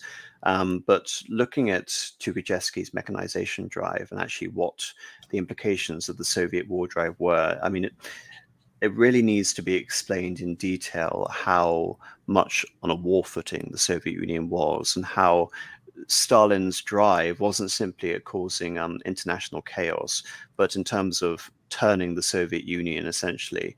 I know this is a rather sort of silly comparison, but of course I'm a great Lord of the Rings fan. And it's almost as if Stalin is turning the Soviet Union into some form of socialist Angband. The idea that this is a great fortress supplied with all manner of creatures and all manner of nefarious weapons supplied by a satanic industrial war machine. Because just listen to this. This is from Sean McMeekin's recent book, 2021 book, on the War of Stalin, Stalin's War. Despite the peace platitudes of the Soviet communiques, Stalin's actions pointed increasingly to war, however and whenever it would start. Since the first five-year plan was inaugurated in 1928, the Soviet economy had been on a war footing. The production targets of the third five-year plan, launched in 1938, were breathtaking, envisioning the production of 50,000 warplanes annually by the end of 1942, along with 125,000 air engines and 700,000 tons of aerial bombs, 60,775 tanks, 119,060 artillery systems, 450,000 machine guns, 5.2 million rifles, 489 million artillery shells, 120,000 tons of naval armor, 1 million tons of explosives, and for good measure, 298,000 tons of chemical weapons. While not all of these targets were realistic or met, progress in most critical areas such as tanks, anti-tank guns, and warplanes was striking. By the end of 1940, so this is after the Winter War, this is 6 months before Barbarossa, the Red Army deployed 23,307 operational tanks, 15,000 anti-tank guns, and 22,171 warplanes, with thousands more state-of-the-art models of each coming on the line in 1941. In these areas, the Red Army was the world's most formidable. The Wehrmacht, by comparison, had only 3,387 panzers on hand prior to the invasion of France in May 1940, although this was then augmented with French war booty, including 2,000 captured tanks. Goering's vaunted Luftwaffe deployed only 1,800 warplanes in the Battle of Britain, and the RAF had even fewer fighters and bombers. The Red Air Force deployed more warplanes in the supposedly minor campaign in Finland, 4,000 fighters, 2,000 bombers, than did the British and Germans combined in the famous aerial campaign of the war, the Battle of Britain. Soviet pilots flew more than 100,000 sorties in Finland, demonstrating the vast technological potential of the supposedly backward Red Army. Stalin's fighter pilots may have been less well trained and skilled, and his bombers less accurate than Hitler's or Churchill's, but for sheer mass of pilots and planes and tanks, the Soviet Union was in a league of its own, and no one else was even close. This was true even of military submarines. By 1941, the Red Fleet had 267. Germany, despite its desperate need to destroy Allied shipping, had begun the war with only 57 U-boats. Soviet superiority in manpower was even more obvious. The purges of 1937 and 1938 had scarcely dented in the raw size of the peacetime Red Army, which expanded from 1.2 million in 1936 to 1.9 million in 1939 to 3.75 million in 1940 and over 5 million before Operation Barbarossa. The Red Army's projected wartime strength in the case of general mobilization rose from 5.3 million in 1937 to 6.5 million in 1939, before ramping up to 8.5 million for the mobilization plan of 1941. By contrast, the Tsar's army, the so-called Russian steamroller of legend that had panicked the German General Staff into allegedly launching a preventative war in 1914, had numbered a bit over 1 million in peacetime and 3 million over mobilization. Both figures, 1/3 the size of Stalin's mechanized and airborne steamroller by the end of 1940. As Stalin himself boasted the 60th birthday celebrations of Marshal Voroshilov in February 1941, the Tsarist government dreamt of having a peacetime army of 1.7 million and was able to bring up an army of 1.1 million. We have an army of over 4 million and is well equipped. It is a force that cannot be ignored. We can achieve success in the realm of foreign relations because we have a mighty army. In fact, although German army intelligence grievously underestimated the scale and quality of Soviet armor in 1941, their estimates of Soviet troop reserves stood at 11 or 12 million, suggesting the German High Command had a good idea of the scale of Stalin's mobilization drive. While Germany, being at war since 1939, had already mobilized the overall strength of the Wehrmacht, as of spring 1941, their strength stood at 6.7 million men, of which less than half were available on the Eastern Front against the Soviet Union. Stalin's mobilization plan of 1941 ensured that the Red Army would have a decisive edge in manpower of at least 3-1. These figures do not account for the millions of Soviet subjects, many of them recently acquired by conquest, deployed in Beria's NKVD construction battalions near the German front, building roads, rail lines, tank parks, petrol stations, and military airfields. Even free Soviet laborers were already working under the kind of all-out war conditions that Hitler's own production commissar Albert Speer would not impose until 1943. On June 22, 1940, in the hectic period after the fall of France, when Stalin ordered the invasion of 4 countries, Gosplan, the State Ministry of Economic Planning, extended the Soviet work week from 6 to 7 days. This is all of them, obviously. On October 2, 1940, Gosplan established a strategic labor reserve of Soviet teenagers between the ages of 14 and 17, with an annual target of 800,000 to 1 million young workers who would all be trained in advanced military production techniques. Each of these teenagers, labor draftees, would be conscripted for 4 years of service in the Soviet war industry. In every sense of the word, Stalin was mobilizing his people, gulag and war prisoners, Red Army conscripts and reserves, teenage labor draftees, and ordinary workers for war. And I think when I first read that, it's just incredible looking at the eye-watering scale of the Soviet Union and how on a pure technical level of mobilization, the Soviet Unions were in peacetime on a level far more advanced than the Germans would be until the height of the war in 1943, indicating that the idea that Stalin was unprepared for war against Germany in 1941 is clearly ludicrous, and that the idea again, essentially, of my silly analogy of creating some form of socialist Angband combined with this idea of fomenting conflict abroad was key to Stalin's policy. Indeed, having such a large army in peacetime meant the Soviet Union had to be considered a serious threat in terms of international diplomacy, even in terms of peacetime negotiations. And despite all of this, of course, in May of 1940, June of 1940, as I said, France had been defeated.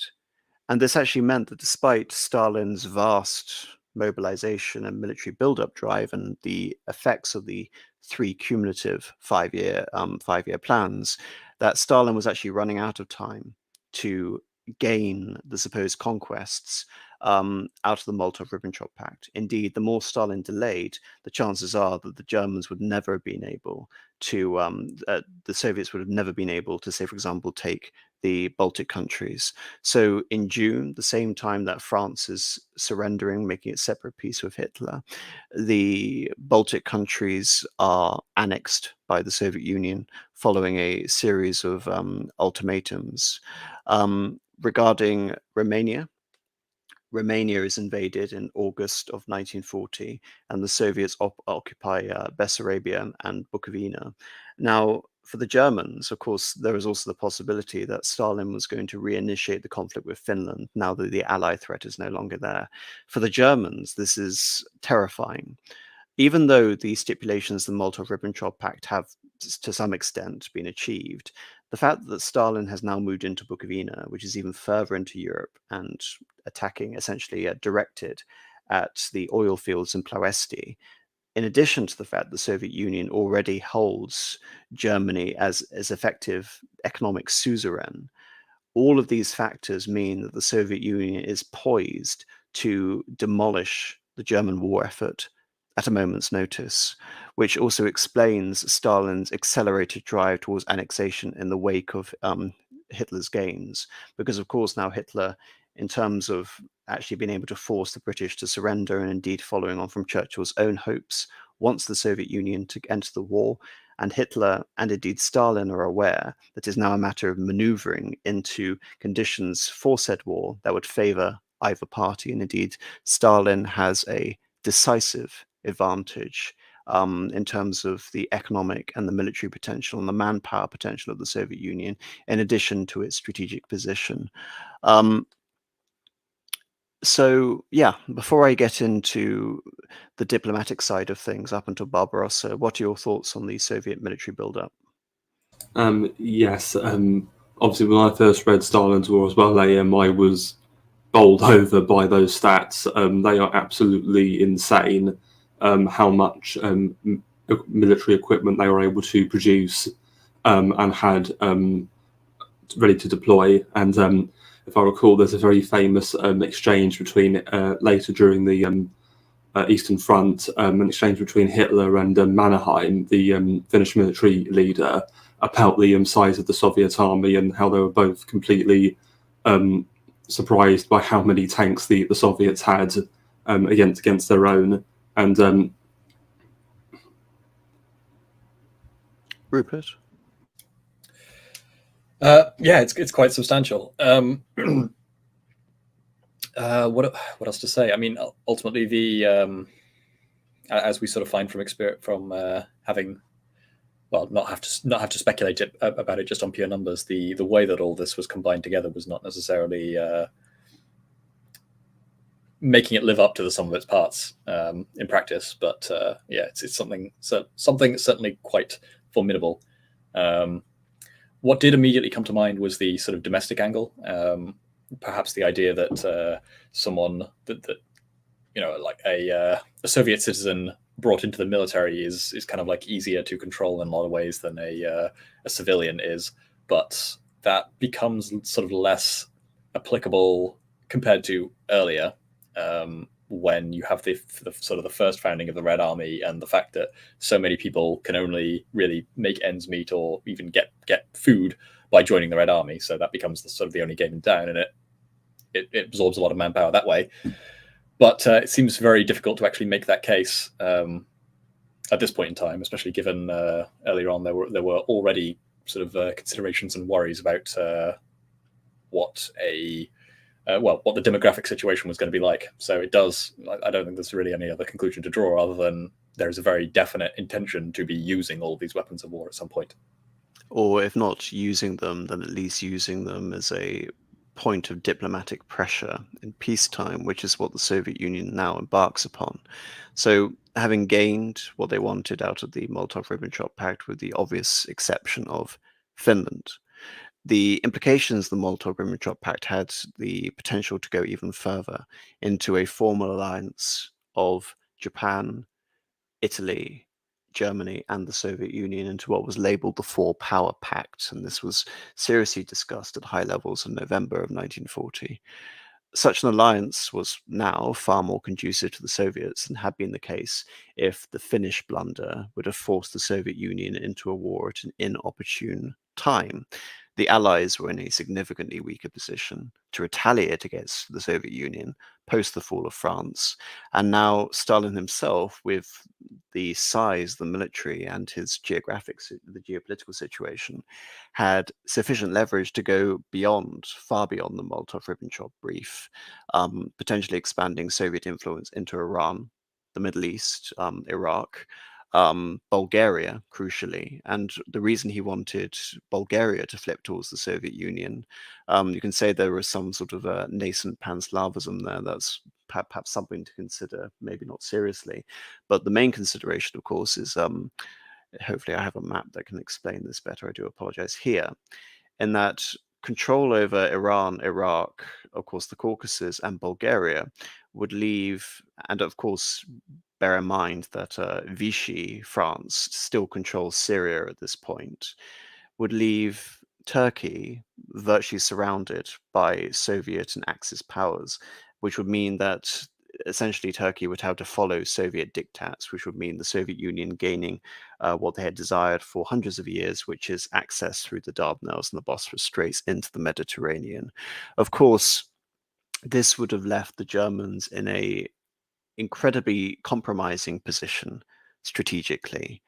And when Molotov made these suggestions in the formal alliance treaties, Hitler interpreted these as essentially a thinly disguised ultimatum. In fact, he would go further than that and call it cold-hearted blackmail. He didn't even bother to rebuke it. He simply ceased to communicate with the Soviet Union on the conditions of the Four-Power Pact. Indeed, you can say that these negotiations never ended. Hitler simply withdrew from the negotiations until Operation Barbarossa and the Soviet Union and Germany were at war. However, in terms of Stalin's thinking, in terms of proposing this alliance, I really think, because Stalin, of course, history of Napoleonic Wars, exceptional sort of auto-diktat history of historian of Russia, had this four-pact alliance been agreed upon, I think for Stalin, it would have only represented some form of a second Tilsit. So for people who don't know what that means, in 1807, Tsar Alexander I and Napoleon met at Tilsit on the River Niemen to negotiate an alliance. And out of this alliance, the Tsar essentially wanted to gain a free hand in Finland, again, in terms of relevance of this conversation, and the Ottoman Empire, in this case Turkey, to acquiesce to French control over the continent. In the end, the Russians ended up trading with Britain, which would be the forerunner to an alliance, again, convenient in terms of repeat in history, and Napoleon would invade Russia. But in turn, Russia would be able to drive Napoleon out and effect the conquest of Europe under the coalition aegis led by Russia. So I think Stalin would very much construe a four-power pact in terms of this temporary alliance, which would simply gain the Soviet Union a almost insurmountable, impregnable strategic position before the coming conflict. And Hitler, of course, being an exceptional strategist himself, understood this and, of course, did not take the bait. So continuing on from this policy and the failure of the negotiations, we now come to the Soviet Balkan isolation on the eve of Barbarossa, because Soviet expansionism had come at a cost. Finland had been pushed into the Axis camp. Romania, obviously, had been pushed into the Axis camp with the loss of Bessarabia.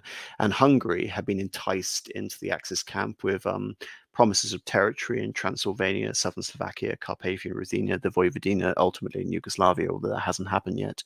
Although crucially for Hitler, Turkey remained neutral, which would have major strategic implications going forward. In October, Italy had invaded Greece.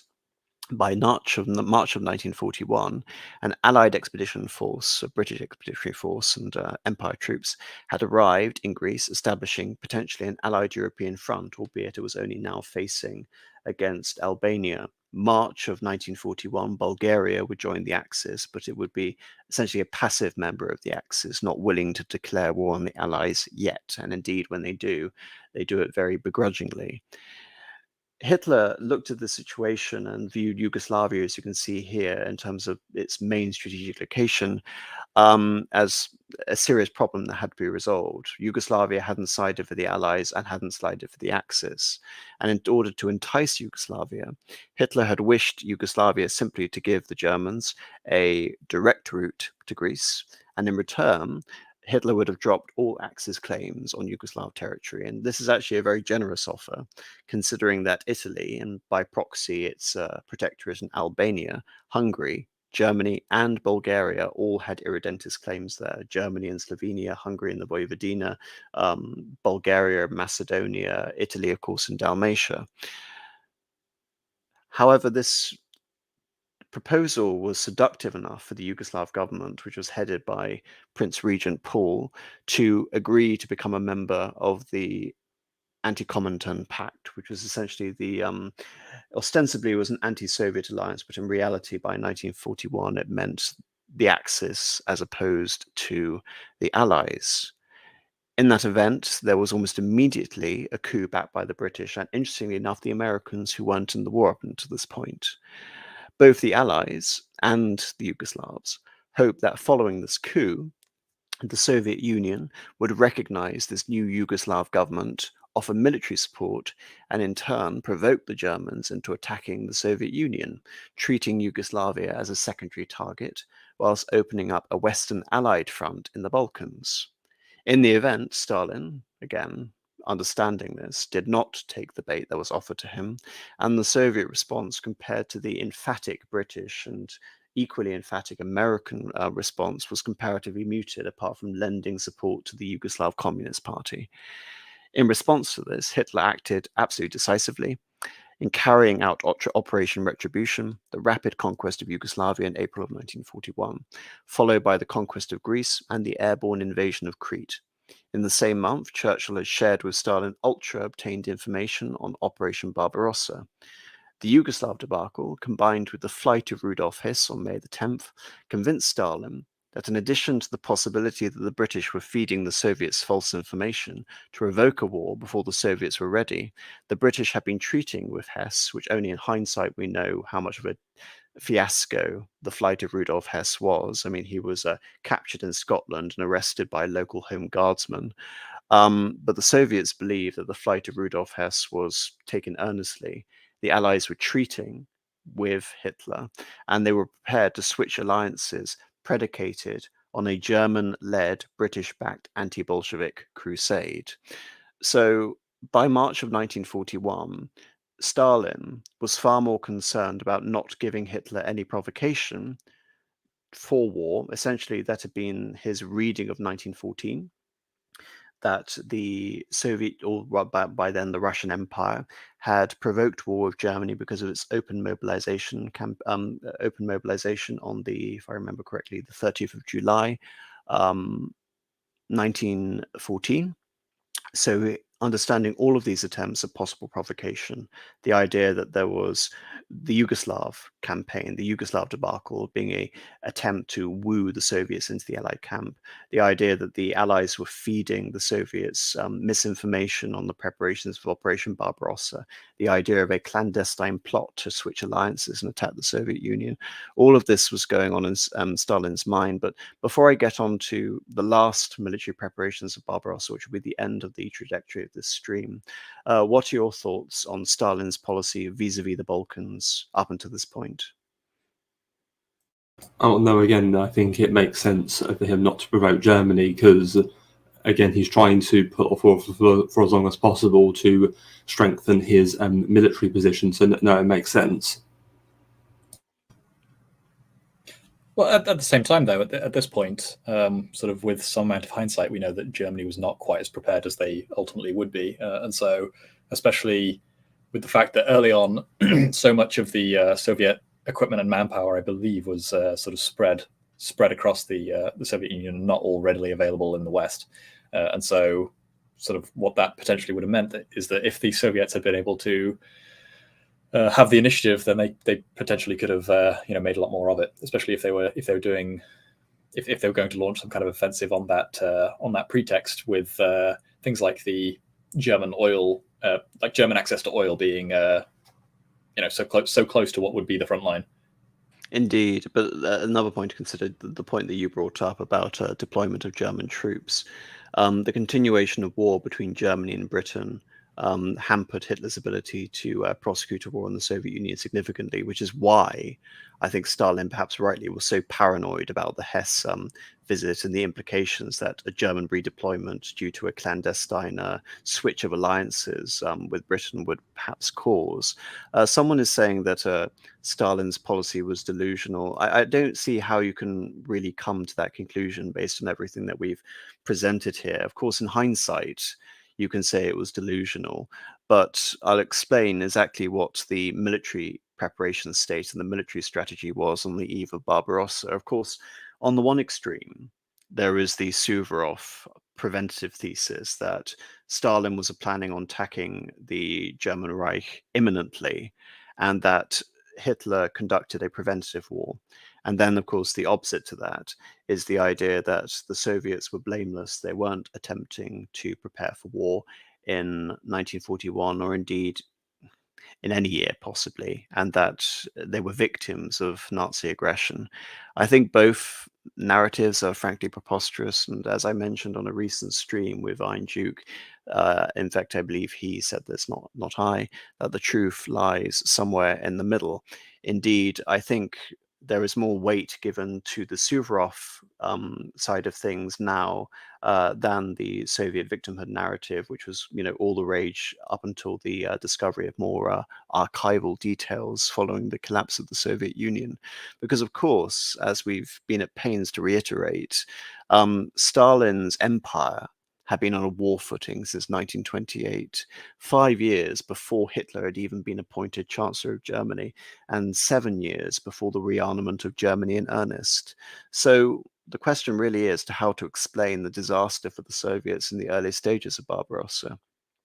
So as a result of the tense situation, the fact that Hitler understood that the Soviet Union had ample opportunity to cut off essentially German resources and cut off Germany's war effort effectively, end that lifeline at any point, hostilities began to grow after the fall of France exponentially, especially over the potential renewed conflict over Finland.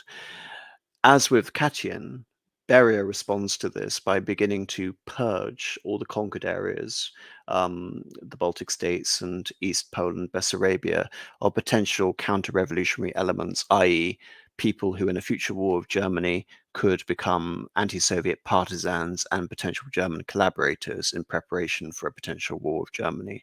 So on the one hand, the NKVD was prepping the ground to make essentially there was going to be no stab in the back theory when it comes to the occupied territories. On the other hand, in order to obfuscate from this, Stalin actually increased the flow of Baku oil into the German war machine so as to, again, on the one hand, he's preparing for war, yet on the other hand, he's trying to make the German Reich so contingent on Soviet supplies as to make war ultimately impossible. Indeed, this was a demonstration of Soviet goodwill towards the German Empire.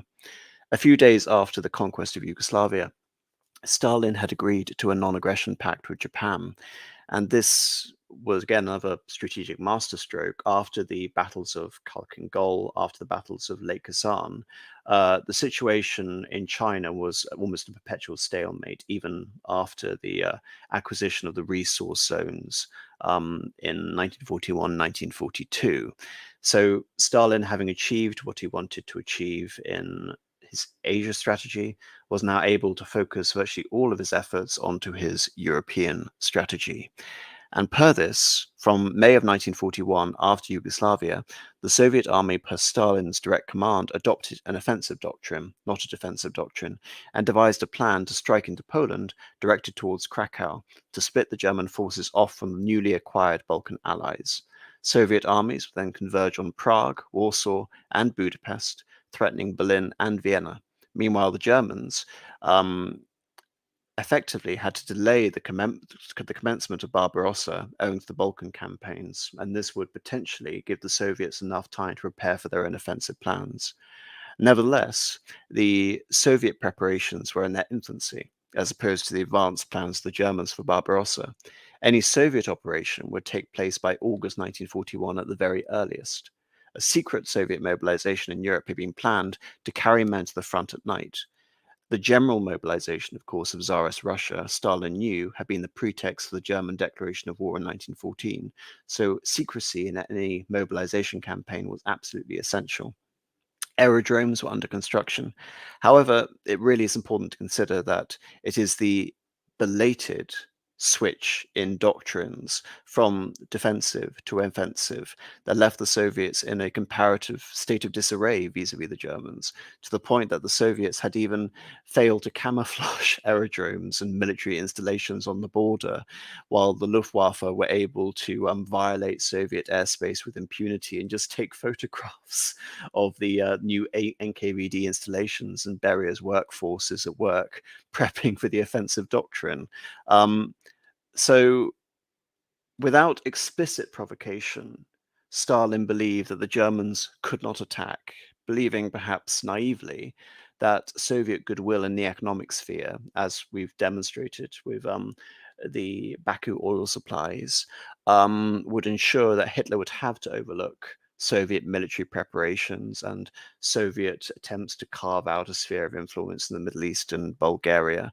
And this again, perhaps naively, the idea that the Soviets would then have ample time to gain an advantage in an inevitable conflict between the two empires.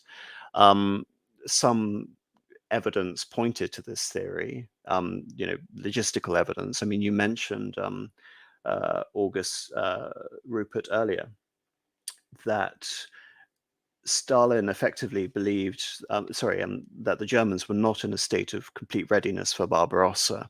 And Stalin himself pointed to this, that the Germans had not ordered sheepskin shirts for Wehrmacht soldiers for a potential winter campaign. And of course, this was a valid reading of the strategic situation, that the Germans were not prepared to attack, oblivious of the fact that the Wehrmacht predictions for Operation Barbarossa were that it would be completed within 3 months before the onset of winter. When the Germans did invade on the 22nd of June, it perhaps came as a surprise to no one, given the preparations except Stalin himself. I think this is not to say that Stalin's blunder can be attributed to stupidity, though to a single, near fatal miscalculation. In hindsight, as many people in the chat will probably see, one can marvel at the fact that Stalin, A, ignored the premise of National Socialist ideology, which was predicated on anti-Bolshevism, Lebensraum in the East, and an anti-Slav racial struggle. And Hitler, of course, had made this explicit, and this would become Hitler's war of extermination. And B, that Stalin believed Hitler would not attack until the Soviets were ready. Considering that the UK and the USA represented soft targets for the Soviets to the point and past the point of treason, I think that's fair enough to say, Stalin failed to properly appraise a strategic genius who was as devious as he. So what are your thoughts on my assessment re Stalin's biggest miscalculation? Yes, I agree. Him underestimating Hitler, but also the fact is, as we mentioned, Stalin was a very paranoid figure, but so was Hitler, and that was the main source of his miscalculation. And again, Hitler, I think, was not prepared to. Well, they were prepared to take risks, hence the actions that they took. But ultimately, the ultimate risk of being attacked in a preemptive structure, not expecting, Hitler wasn't prepared to countenance. Rupert? Yeah, I mean, no argument with any of your assessment, really. I don't know that I even have that much to add, to be honest.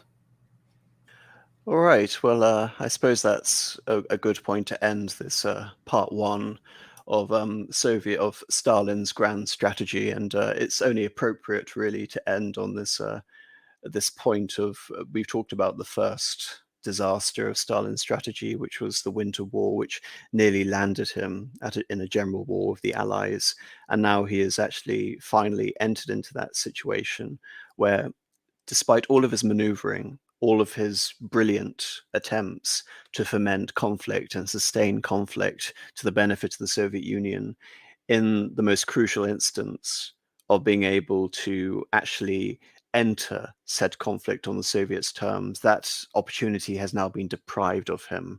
And Hitler has gained the initiative. He won't sustain the initiative for very long, but this is a crucial setback. And I think this needs to be taken into account in terms of the long-term picture of the Soviet Union, that this crucial misstep, yes, the Soviets are able to ultimately remedy it, but it comes at a significant, horrific loss of life. We're talking in excess of 13 million. a horrific loss of Soviet industrial capability, material capability, and indeed, had the Soviets been in a ready position in June 1941, and say had they successfully opted for a defensive strategy rather than this premature offensive strategy, which had been decided only 1 month before Operation Barbarossa was executed, then it is possible the Soviet Union would have gone far further than the River Elbe, which was the ultimate demarcation point between the West and the East. So do either of you, now before I get to the super chats, have anything you would like to say in summation of the first half of this look into Soviet grand strategy? Yeah, one thing I did want to say quickly is, especially considering we've been sort of having a lot of our conversation revolve around this idea of the Soviet Union trying to engineer this situation where the two main, where they could have like two main blocks of the non-communist powers sort of in a like locked in a major war with one another, where the Soviet Union can sort of sit on the sidelines and then dictate the terms of the world that comes afterwards. It did just strike me that perhaps there was some amount of complacency and sort of overcautiousness about the fact that they seem to have achieved this situation at last, where they're in the clear and the two forces are fighting with one another. Ultimately, one is, Germany is winning a lot more decisively than they probably would have hoped at first, but because they were so sort of worried about having the conflict expand to engulf them as well, then they were pushing the cautiousness a little bit too far and ignoring obvious signs. I think that's fair, and I think it's also fair to say that Stalin consistently underestimated the Wehrmacht. So we already mentioned how he underestimated the nature of the war on the Western Front, which was over in 6 weeks. But also, I mean, look at Yugoslavia as well. Stalin would have benefited from a Yugoslav sustained war, i.e. opening up a second front in Croatia, and a sustained conflict in Greece, because it would have delayed operation. I mean, there's this whole, hoo-ha that, yes, the Yugoslav coup succeeded because it put off the Operation Barbarossa by 1 month, but it was still within the ultimate parameters of safety for the operational planning of Operation Barbarossa. So I don't really believe it's that significant. However, had there been some sort of sustained conflict in Greece and Yugoslavia, that of course would have obviously benefited Stalin, because it would have delayed the Operation Barbarossa even longer, to the point that the Soviets would have been in a ready position to potentially launch their offensive strike into southern Poland. So yes, in almost every case, re-World War One, sometimes the strategic sort of swiftness, decisiveness of the German army and Adolf Hitler was to Stalin's advantage, like the occupation of Norway and the occupation of Denmark, which basically ensured that the Allies would never be able to come to the help of Finns and the Finns in a future conflict. But when it comes to France and when it comes to Yugoslavia, I really do honestly think that Stalin was in a state of complacency. And indeed, you could say the Four Power Pact was as much a display of Stalin's hubris as anything else. The idea that he could negotiate simply to put the Soviet Union into an even more advantageous position, and Hitler wouldn't interpret that as blackmail. Indeed, because both leaders perceived this war as inevitable, effectively, Hitler and Stalin for ideological reasons, it should be noted. And it's just the incredible sort of, like I said in my summation, that I don't think Stalin could ever grasp the fact that he was dealing with someone who was as devious as he was. Well, it does also come to mind that some of the complacency may, or the underestimation of the Wehrmacht might come from an ideological source, if they're too used to thinking in terms of quantitative metrics and just measuring the value of an army by its number of tanks, quantity of shell output, and barrel artillery, and all this kind of thing, and soldiers in the field. Whereas the Wehrmacht does seem to have been able to punch above its weight in a few different cases. I think Thomas Huff brings up an important point, which we haven't perhaps gone into, which is Stalin's paranoia as having implications for Germany's sort of position here. You can say in some cases Stalin's paranoia was justified because Churchill was trying to use every single pretext to bring the Soviets into war before the Soviets were militarily prepared to do so.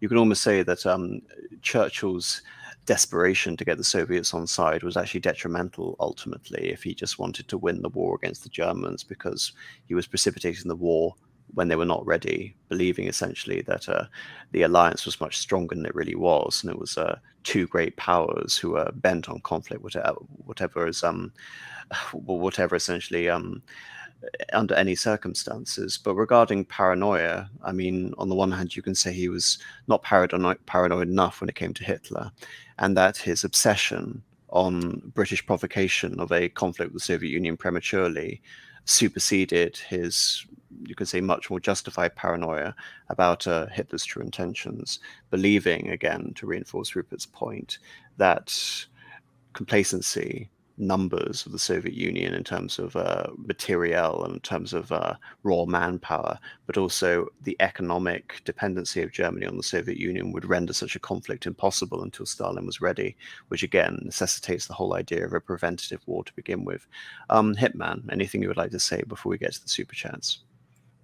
Yes, just one last point about this idea of adopting a defensive strategy. Going back again to the Molotov-Ribbentrop Pact, and obviously there was that revision where the Soviets would get Lithuania, but the Germans would get more of Poland. It was significant because in the original boundary demarcation in Poland, it was at the Vistula River, which would have been a significant defensive boon for the Soviets. So losing that, I think, impacted them as well. Well, they did gain this. I'm not sure people can really make it out on this map. They can't really. The Soviets did gain a boundary on the Vistula, but there was an area around sort of Bialystok. They could have perhaps probed further to sort of encircle East Prussia, as was the case in World War One. But I believe the Soviet advanced position was quite advantageous. In fact, had the Germans taken over Lithuania, as per the original conception of the Molotov-Ribbentrop Pact, the Germans would have a further advanced position in order to attack Moscow and Leningrad. But Rupert, the last point you want to make? Yeah, just on the back of that paranoia point, I've tried to bring it back to sort of domestic political considerations throughout, and for sort of like the latter stage of this, we haven't really talked about that much. But it is also possible that Stalin at the time was a lot more focused on what kind of threats there might be to his personal power, not necessarily so much what might be threatening the the territorial integrity of the Soviet Union itself. Because obviously we know that the rival political factions by this point have mostly been defanged, but it's not necessarily quite so clear when you're living through it. Well, as we see with Berier's initiatives in the conquered territories, as we see with the anti-Jewish purge of the Soviet Foreign Commissariat, the purges are ongoing. Katyn massacre being the most obvious and blatant example post the Great Terror. And this is something to really understand with Stalin up until his death in 1953, that the purges never end. The paranoia is unceasing. Yes, Trotsky will be assassinated before Operation Barbarossa, but the idea that there isn't going to be internal sort of subversion is a constant. And like I said, in addition to the war footing, that everyone is either going to be working towards the military mobilization of the Soviet Union, or a member of the Red Army, the constant accusation of counter-revolutionary activity, the constant accusation of foreign infiltration, foreign subversion, foreign enemies of the Soviet Union is a constant. But regarding specific instances, around 1941, I do believe that Stalin's main paranoia was foreign and less so domestic, and his main target was actually Britain and to a lesser extent the Japanese. And I think, again, this was predicated on this flawed logic that Hitler was too dependent on the Soviet Union to scupper the alliance. Well, there is some truth to the idea that people would, that was sort of held in fear on the Soviet side and hope on the German side that people would come out and sort of greet the Germans as liberators. But obviously that was fairly short-lived. Hitman. So yeah, I think that's enough. I think before I go around and ask more questions. All right, on to the super chats. This was actually a super chat which was left in the comment section of the Churchill-Stalin video, but I read it out anyway. Crispy GT for $5 Australian. Thank you very much if you're watching. If I super chat this early, will it make it into the stream? Well, yeah, the way that super chats work is that I get them all on the list. I don't read them up on the individual comment sections. So when I get that list up, I see them in terms of chronological order of when they were sent. So the answer is yes. If you send a super chat at any time, even if we're not live, I will still be able to see it and I will read it. So thank you, Crispy GT. And of course, that's a memo for anyone else who happens to do the same. Thank you. Melon for $5. I have nothing intelligent to say. I think this is post my prompting for super chats if people want questions answered, and do ask questions because obviously this is a very dense and controversial topic, and I can't believe that there are so few questions. So if you do have a question, do please send a super chat now, and we will all endeavor to answer you to the best of our abilities. Josefina Herevega for, oh my goodness, that's very, very generous, Josefina, $100. Thank you so much. Given in honor of, and with many thanks to Punish Serdic for all his help. Okay. I'm not sure how that's quite relevant to are you in honor of me or more in honor of Punish Serdic? Punish Serdic, for people who don't know, is someone who's very active over on my Discord server if people want to join that. Okay, thank you, Joseph. It's very generous. Kudos also to Punish Serdic, but I assume you're giving me the money because you're also appreciative of the efforts of the channel as well. He helped me, and I asked what I could for him, and he said give a super chat. Oh well, that's very generous of Punish Serdic and you, Josephina, to send that super chat by proxy. Now that I understand what's going on, so thank you very much. Machiavellius sucks to go for $5. Did Trotsky invent the word racist for self-serving, cynical reasons? Of course. Racism and as an anti-racism in terms of a pejorative, I'm not sure. I would need to do more research into that. I mean, it was definitely something utilized by Trotskyites. Indeed, it's something that was utilized by their descendants if they are not actually explicit Trotskyites. But of course, during the 19th century, it wasn't seen as a pejorative. But in terms of the revolutionary implications of using the term anti-racist, I do believe it originates with that line of thinking, if I'm not exactly sure whether Trotsky himself understood its revolutionary potential in terms of broadening the scope of class consciousness and the idea of oppression and class struggle woven into Marxist theory. But does anyone else have anything to say on that? Yeah, I think Trotsky is the first to use it, to use the concept really politically, but I have a feeling I've read somewhere that it comes out of French thought at some slightly earlier point. Well, I mean, de Gobineau is responsible for Aryanism in terms of the ideology predicated on that. But again, I'm thinking of it in pure terms of as a pejorative, as opposed to something which is more sort of incidental or indeed laudatory. Yeah, I believe it was originally coined in the positive, actually, funnily enough. Yes, that's the sort of distinction I'm trying to underline here. All right, Josefina Hervega again for $20.